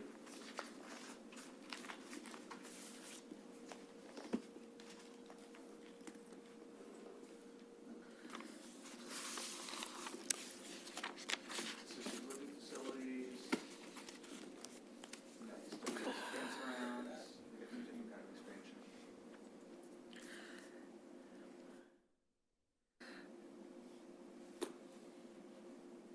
Bill, right now, this says that the extension or enlargement of a country store can't exceed 50% of the gross area of the building above that which existed in August 1, 1989. That remained the same. It's the one on Country Inns that was. No, but why are we doing that? Why are we saying they're limited that way? What if the country store was a little tiny store, and they have the land to build out? Why are we limiting them to 50% of the volume that existed before, of the size that existed before 1989? That was essentially the date of the adoption of a previous code. So it's a way of allowing a use, that exists, allowing that use to expand within limits, but not allowing to expand without limits.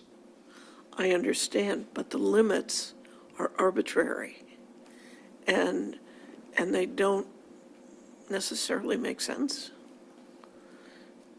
Well, I wasn't here in 1989. No, I know. I was on the planet, but I wasn't here at Kent County. My sort of feeling, and I mean, there's folks here with much more experience than I, but I think there were a lot of existing uses with a very particular character across the county, And the goal was to make those uses be legal, not make them non-conforming, allow them, but not allow brand-new versions of those uses to crop up. For example, the country store versus a 7-Eleven, right? They are kind of similar in what they provide, but the character of those two businesses is radically different. So I'm kind of looking back in the past and making some assumptions, but I think some of these kind of provisions with specific dates, et cetera, are designed to preserve the character of businesses in Kent County that already exist, and not just say, hey, you can have a commercial building on any property you want, because you're not going to get a general store from 1911 that way. So, but, I mean, members of the board who've been here a long time can speak to that better than I can, but that's sort of what I have picked up along the way. Well, I think a country store you can picture it, we can look at the definition, and that's what at the time, and maybe you feel differently, but it seems to me a country store has a dimension that, is, you allow for expansion, but you don't just open it up for everything. Well, in a lot of the areas where they weren't zoned for country stores.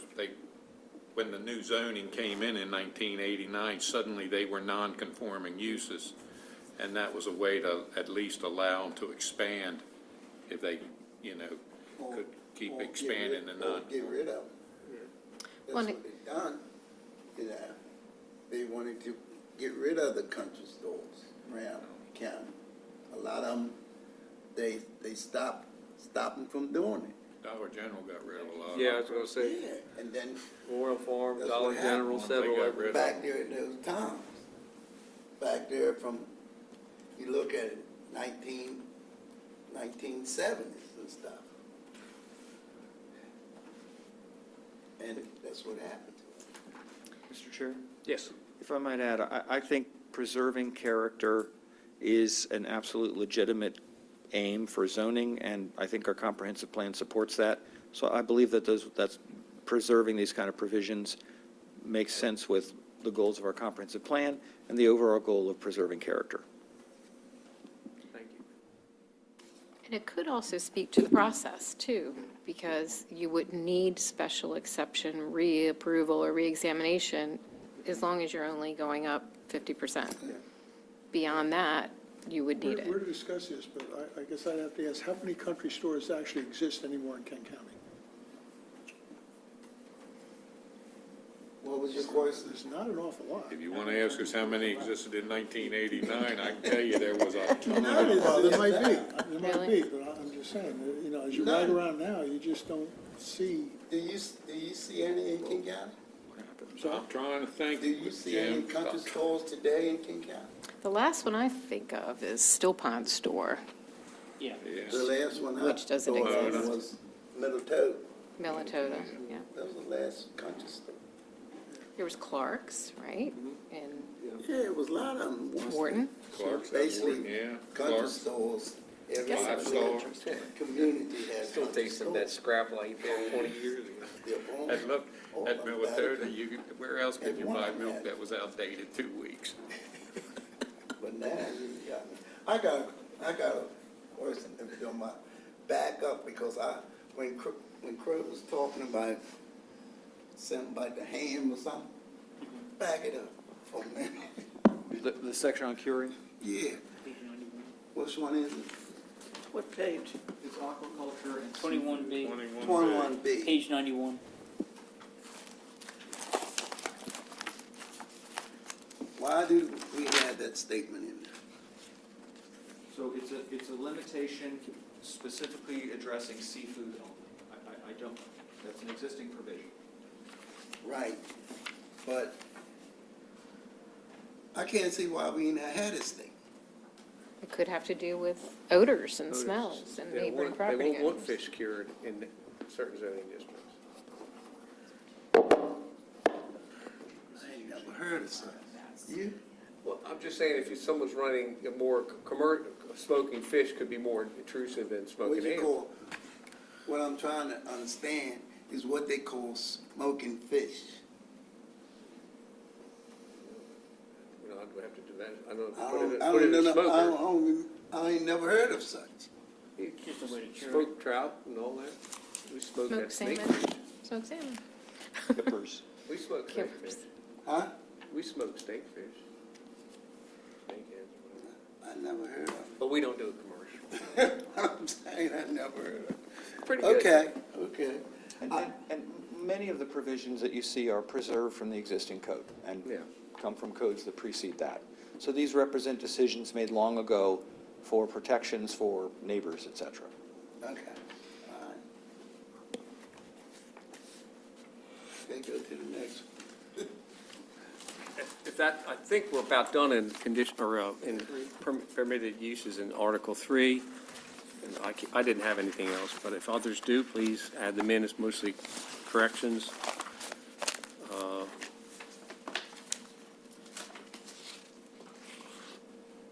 I didn't have anything else.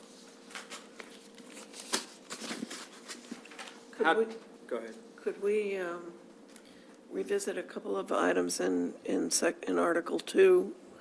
Yeah, In that was terms my, of we're going to go back permitted over, I think, uses? start, Bill, and maybe you can help us, and you'll get to 2, is go back and revisit the change, anything in 1 that was or anything you changed since our first discussions, if briefly, and then when you get to Article 2, Paul has something. Okay. A little bigger.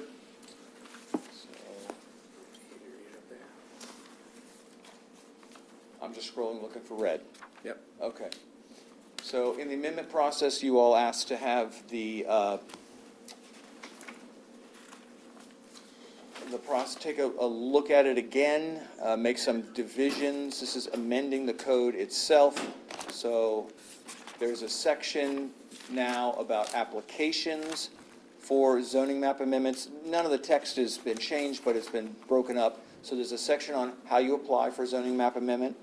There's a section on how you apply for a zoning text amendment. And then there's a section, and this is the new part, that takes some from those 2 previous parts. And this is the amendment process in general and walks through what happens. So it talks about how the county commissioners can initiate a change. It talks, I've added language to talk about sort of what happens with those changes. So in this case, this body can initiate changes, county commissioners can initiate changes, applicants can initiate changes, and the staff can initiate changes. The planning commission has the option to not forward their own applications if they choose, but that all other applications go to this body for recommendation and all move forward to the Board of County Commissioners. That is our current practice. That is not a change, but it was one of those issues that it's often not clear to people how it works. So this body certainly has the right to not forward its own applications if after the meeting you decide, we don't want to do that. But for the others, the idea is that those applications are for your recommendation and advisory input. Then we made it very, very clear that the holding of a public hearing includes a newspaper advertisement for either one of those, and it's a May. It always has been a May. And then it's been broken up. So for zoning map amendments, it has to be posted, and the nature of the posting. Then for zoning text amendments, those amendments have to have that public, we've called it public need before. I have sort of revised that based on your discussions to say how the proposing zoning text amendment would serve the public interest in general, and then the extent to which it complies or deviates from the comprehensive plan or critical area law. You certainly may want to think about that language, but that was sort of my take on where we got with our last discussion, is stepping away from public good and trying to make it a little more general so that we don't feel like, people have to produce something specific for that. It's sort of, health, safety, welfare, and then this, I'm not sure why that's not in red, but anyway, the idea is it's a slight rewording of the previous one that talks about that the public interest is in fact furthers the health, safety, and general welfare of the community. That is the police powers of zoning. So this ties back that idea of the public interest to that basic constitutional right. It preserves the section that if you all choose not to take an action, it's still referred, it still moves forward after 60 days, and it's moves forward and deemed approved. So that is existing language in the code.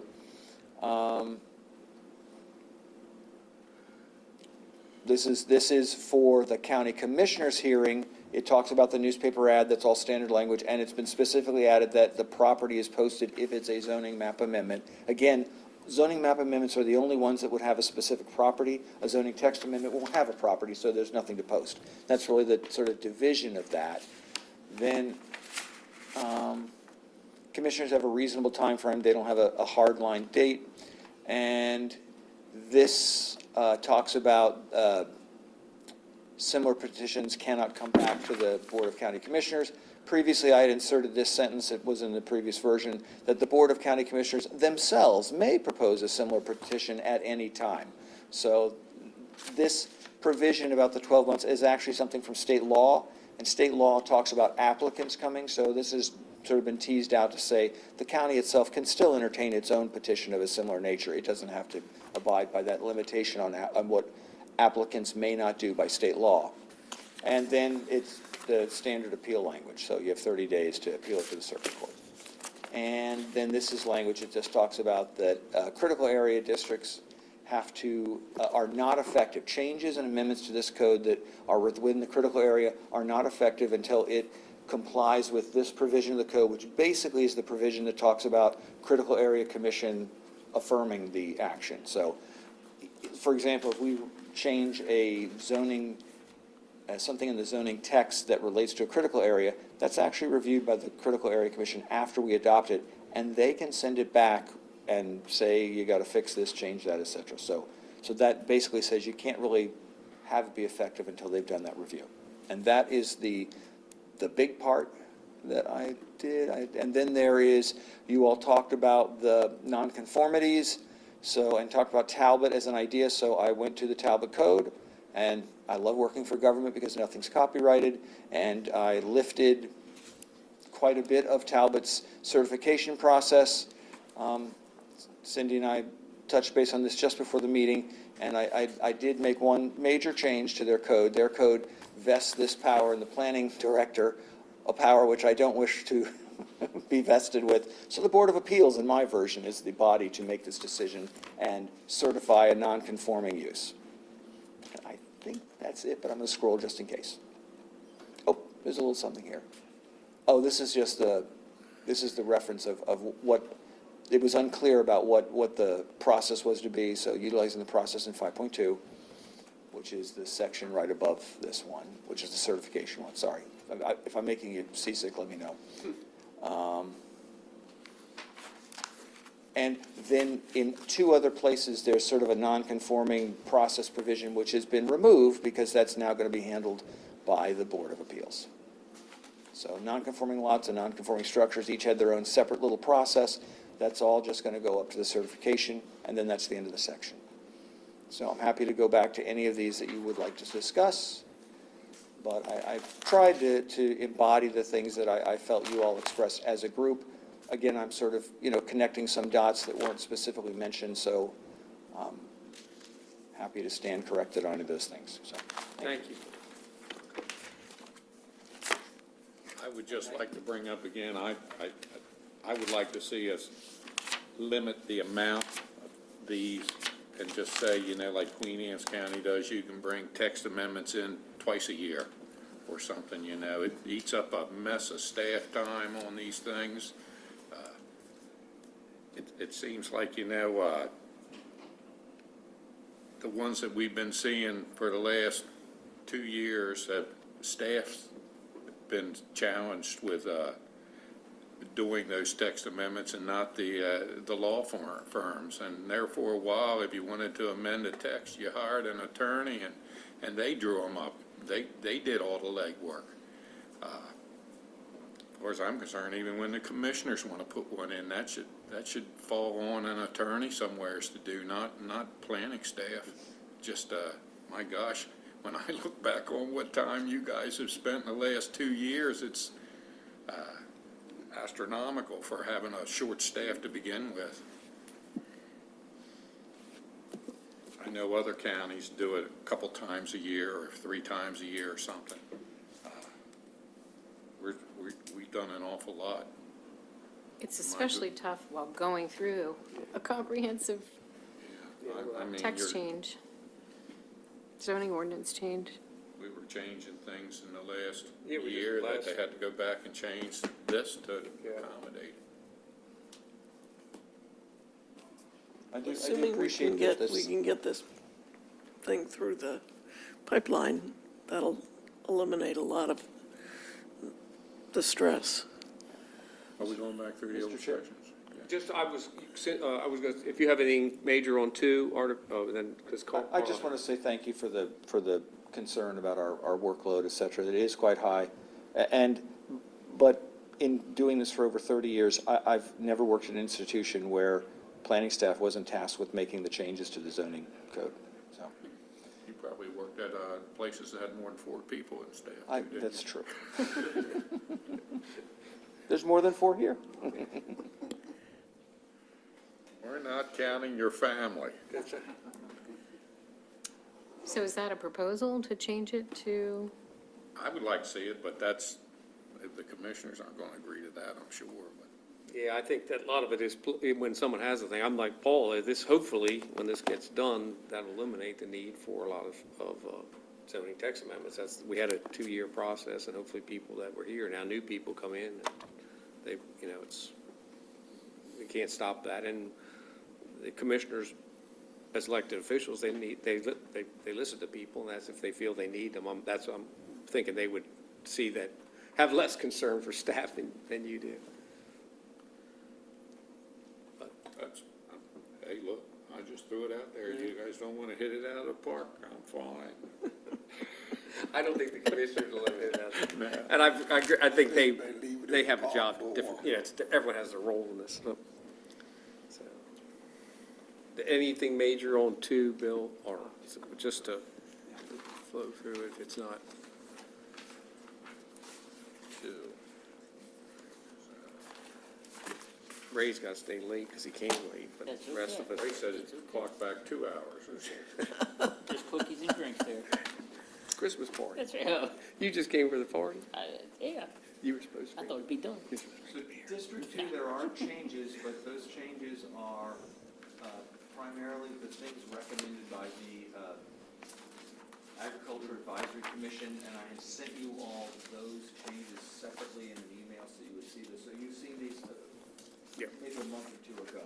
So I think that's the bulk of any change in this area. There was some issue with short-term vacation rentals, making them all a permitted use in the districts where they occur.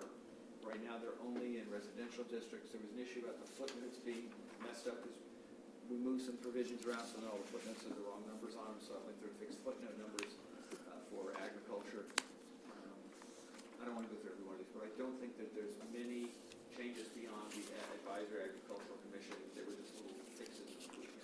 So, Thank you, Bill. Paul, you had something? Yeah, I had several. sure. Give us a reference while you have one. This is the Article 2 ag zoning uses. I think, I'm bouncing back forward and back behind several versions here, but assuming these still exist, you've got an accessory roadside stand for the sale of farm products as a use in agriculture. Yes. Okay. I don't understand why that isn't allowed as an accessory use for all properties that are in the ag zone district. what is it? I missed what you said. Accessory roadside stand for the sale of farm products. I'm going to recommend that that be permitted in all properties zoned ag, because they're zoned ag to grow stuff or make stuff. So it seems to me that that we should allow that use, farm stand use, in all properties. All zoning districts. I'm sorry? All zoning districts? No, this is ag zone, this is the uses in the agriculturally zoned district. It's allowed in AZD. It's allowed only as an accessory use for farms, which are defined as properties over 20 acres. No, it says accessory roadside stand for the sale of farm products. Right. I mean, What page are I you have- on? I'm I sorry. may not grow them, but I can sell them. Well, I think it's on 19. And I believe that is, if I might, Mr. Chair. Yes, go ahead, Bill, Yeah, please. so again, I have to sort of address this as sort of connecting dots, but there are a series of uses that are only permitted on farms, and I think sort of the assumption undergirding some of these uses is that we're really considering that properties over 20 acres can be farms, and that properties under 20 acres are not farms. People may do some ag things on them, but they're not farms. So having a roadside, basically farm stand on a non-farm is why it's not included. So if I have a single-family house on 4,000 square foot lot, should I be able to have a roadside farm stand? I mean, I'm obviously importing everything that's at the stand. I'm not growing it.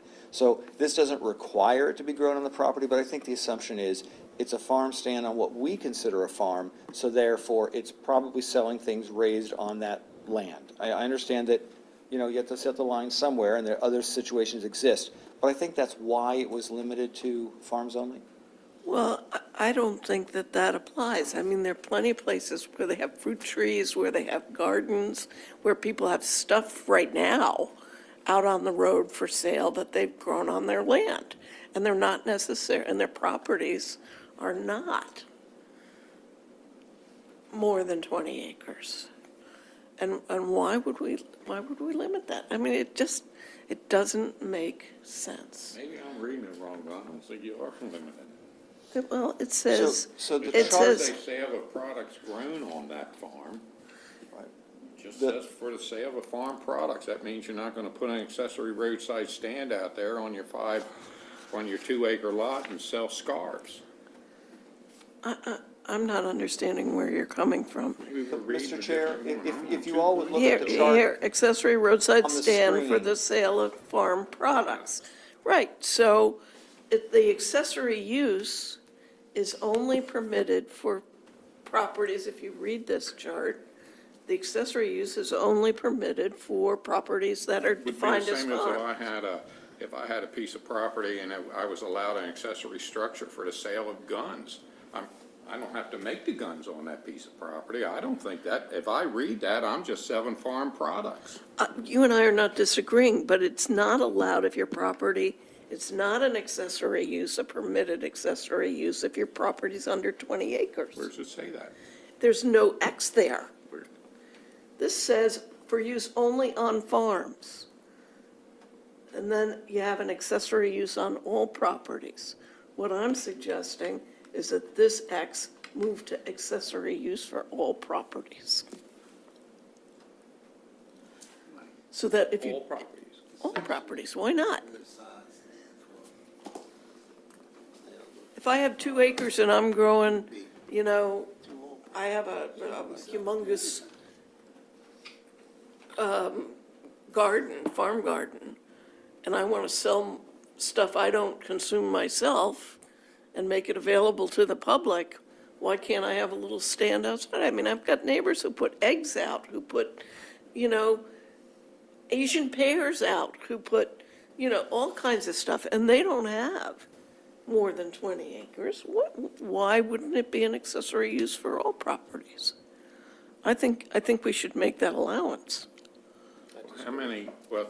I propose that we make that allowance. I'll play devil's advocate and say, maybe it should be as a special exception, because then I could sit there and say, well, wait a minute, you want to put a farm stand, you got a half-acre lot, or an acre lot, and you grew some apples, you want to put them out there, now I got a traffic problem with cars stopping or something. And look, don't I roll think your that's eyes, because I'm going to tell you, I've legitimate, seen people almost get hit at Redmond's, that's why they don't sell it on the side of Route 20 anymore. But there's, as far as I know, what you talking about, I done seen 4 roadside, stands that is in front of the individual's home Right, and selling stuff, products. yeah. That's what you're saying, it should be moved over there where everybody's allowed to do it, right? Yeah, correct. You don't care how big How big your property. property is. You don't have to be a What farm. if you as a neighbor don't want it there? You don't want the traffic? You don't want the people coming in. Well, first of I all, don't know traffic about on, that, in Kent but County is I not would it. pass. I don't know, people pulling, that's why Redlands was moved, because it had accidents there, they had to move. Well, Still pull over on the side of the road. No, you go up, you go up to the farm. Yeah, there were accidents there. Accidents. Oh, okay. So, but they were allowed, but my point is, if someone, if you feel so strongly, you know, that those could be enforced. You want to turn your neighbor in because there's a problem, at least you can go get enforcement. Right. Where you can, if you allow it everywhere, you can't, they say it's allowed. I mean, I think people in smaller lots deserve to have some consideration too. The zoning's to protect all people, and you can't just say, well, you know, those things can grow. I don't think what happens when the kids are out there with their tomatoes and stand with a jar, I don't think anyone turns them in, do they, Bill?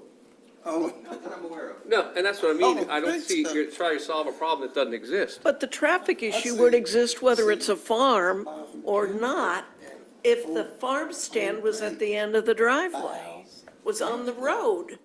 It doesn't make it the But there's a traffic 20 issue. acre plus property there, so that unless it's going to be, the whole road frontage is not, there's not a neighbor right next to it. Depends on the nature of the farm. if I may, And the am I drives. missing something? Because there are roadside stands in the AZD allowed on all properties. Where? That's on the next page. An if you AZD, flip yeah. it. In R. She's got it on. Is it R? I do like the alphabetical one. I got it. Or did you move to another zoning district? I'm sorry. No, I'm in agricultural. Flip over the next page. So there's. You're right, it is allowed there. Get into the Rs. You're in Ds there. Come on. We run out. Here it is. And it's defined. Defined zone. It's allowed on all properties. Where? Roadside stands, it's allowed. Which is a structure designed or used for the display or sale of local agricultural Okay, products. all right. I missed that for some reason. So we're good. Can you, I apologize. What is accessory structures in a front yard or through or corner lots? So where, are we on the same page? Same page, same chart. In the A's. So I believe the reason that is a use that's listed is because it requires an administrative special exception in order to do that. But I don't understand what it's saying. It says in a front yard of, through, or corner lots. What is, What kind of structure? Well, you take on a corner lot or on a double fronting lot, it would be called, your road frontage or your front yard is the side with it, the least amount of road frontage. this language doesn't say that. Well, that's when you got to go back, you look through there and you see where a corner lot or double fronting lot, and that tells you where your front yard has always Does been. this, when you read this, do you know what it says? Well, I think in this, regardless, you're going to have to keep flopping back and No, forth no, through no, these no. ordinances. I just don't understand what it says. I understand that this is a special exception, but I don't understand what an accessory in a front yard of, through, or corner lot means. What is that? I just wonder if there's a word missing here or something. Could be. Okay, moving right along. Accessory sheds on properties less than 20 acres in an area. Why is that a special exception? Bill? I can repeat it, I'm on the previous one. So Yeah. if I can explain the previous one, so it's accessory structures in the front yard of, through, or corner lots. So an accessory structure that's located in the front yard of either a through or corner lot is what that use is about. So that's how it's Which is- intended to read. Which is defined in the definitions, a lot, it's under lot. So it shouldn't through. say of, it should say or. Is that correct? No, it's In a the front yard of. or? No, in the front yard of, through, or corner lots. So it's the front yard of those two kinds of lots. So there is a through lot and a corner. Correct. If you- Yeah, live if you middle look of in the street, You're on a definitions. through lot. If you live on the corner, you're on the corner. Okay. A through lot is Got a it. lot having a frontage of two approximately parallel streets or places. Okay. Addressed. And the reason that's handled separately is most properties only have public exposure on one side. So your accessory structure in the rear yard is simply tucked away. For corner lots and through lots, that doesn't happen. That accessory structure is visible to all. So Got it. they get a different kind of All review. right, I understand. Sorry. And your next one? Accessory sheds on properties less than 20 acres in area. Where do you see that? That's on in the chart, same page. Oh, okay. I wouldn't go far enough down. It's called a special exception. I don't understand why we don't allow that on all properties, accessory sheds. I mean, people put them up all the time. This is in an agriculturally zoned district, too. Okay, so this is accessory sheds on properties with only agricultural uses which are less than 20 acres. So that's the full, this is, some of the ones in the chart are a little abbreviated, but that's the full name of the use. So my understanding is, again, 20 acres is where we divide farm from non-farm. Right. If you have a farm, the farm, if it's just a field of a crop, is a principal use in Kent County. So there's nothing else on the land but a crop, that's a principal use. Therefore, you can have an accessory building to go along with your principal use. On lots that are less than 20 acres, agriculture cannot be the principal use because it's not a farm. So then you would need a process to allow an accessory shed in those cases. Right now, we don't have that process. This is in addition to the code. Currently, if you own less than 20 acres and you only have a crop on the land and you want some kind of agricultural shed to store tools or whatever, the answer we have to give now is no, you can't do it at all, period. So this was an addition to the code to allow a process whereby an accessory shed could be approved on a piece of land less than 20 acres that has nothing else on that piece of land. All right, so this is It's an this addition. is an addition. Yeah. Okay. Remember, the one that's up on the screen is the one where we've collapsed all the changes and we're only showing changes from your last 3 meetings. That change was introduced a while back in the process. That was a staff change to address the issue that people who have properties with less than 20 acres and they're growing something on it can't have shed right now. Yeah.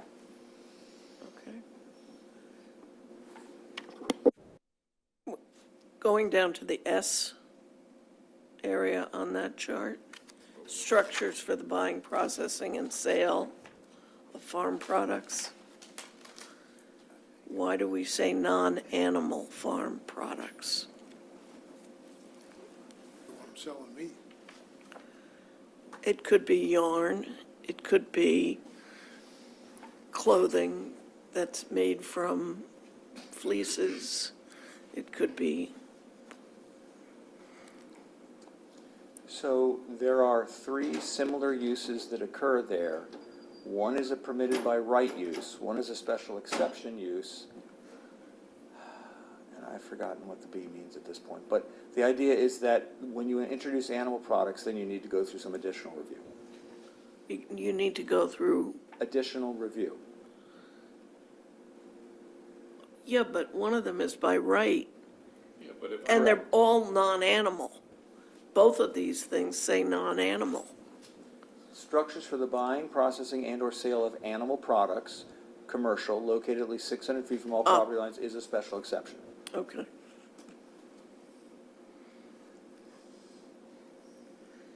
I gotta look at what the B is. Okay, And that's has to be located 600 feet from property lines? correct. I believe that's an existing provision. So, and the B in the chart is because B means it only goes to the Board of Appeals, it doesn't come to this body for a recommendation.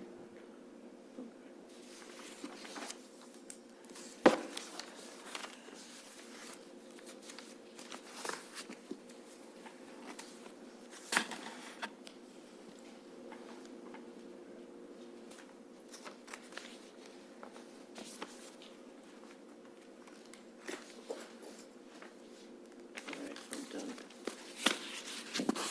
Anyone else have anything in the other districts after, Yeah, I just had a couple.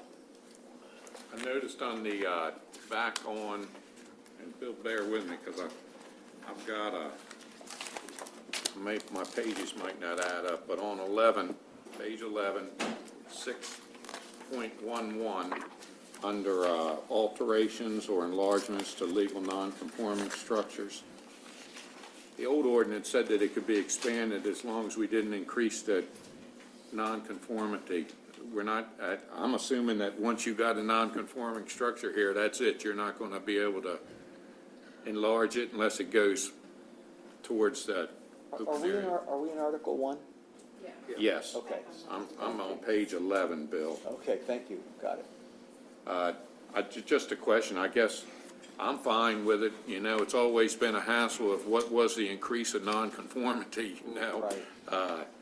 And we've argued as long as we don't go closer or we go up, but really, I don't think that's what it meant, so I'm probably, I think that's pretty good to take that out of there, Okay. other than we're creating a bunch of nonconforming structures with this. So you're basically agreeing with what's in the code? Yeah, Okay. yeah. Just wanted to make sure we didn't leave it out.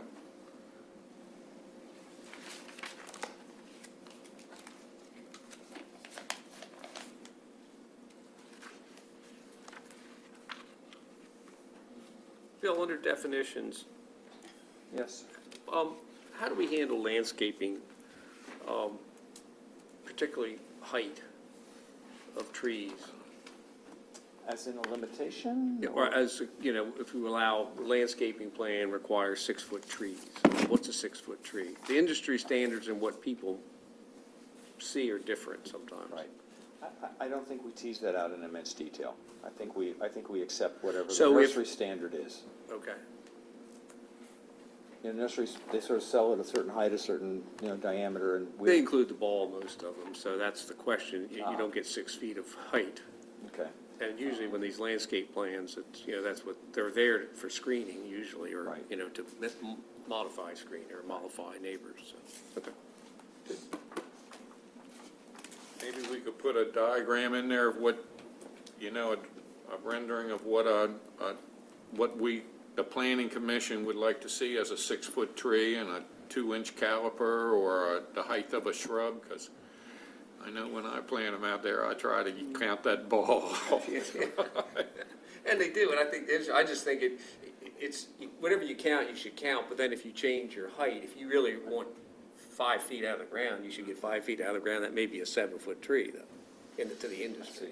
Right. That's all, just so we have a standard, because I don't blame people that need to put them in. They don't obviously want, to do that, but our good nurseries around here would like to sell the 7-foot trees too, so we gotta support them too.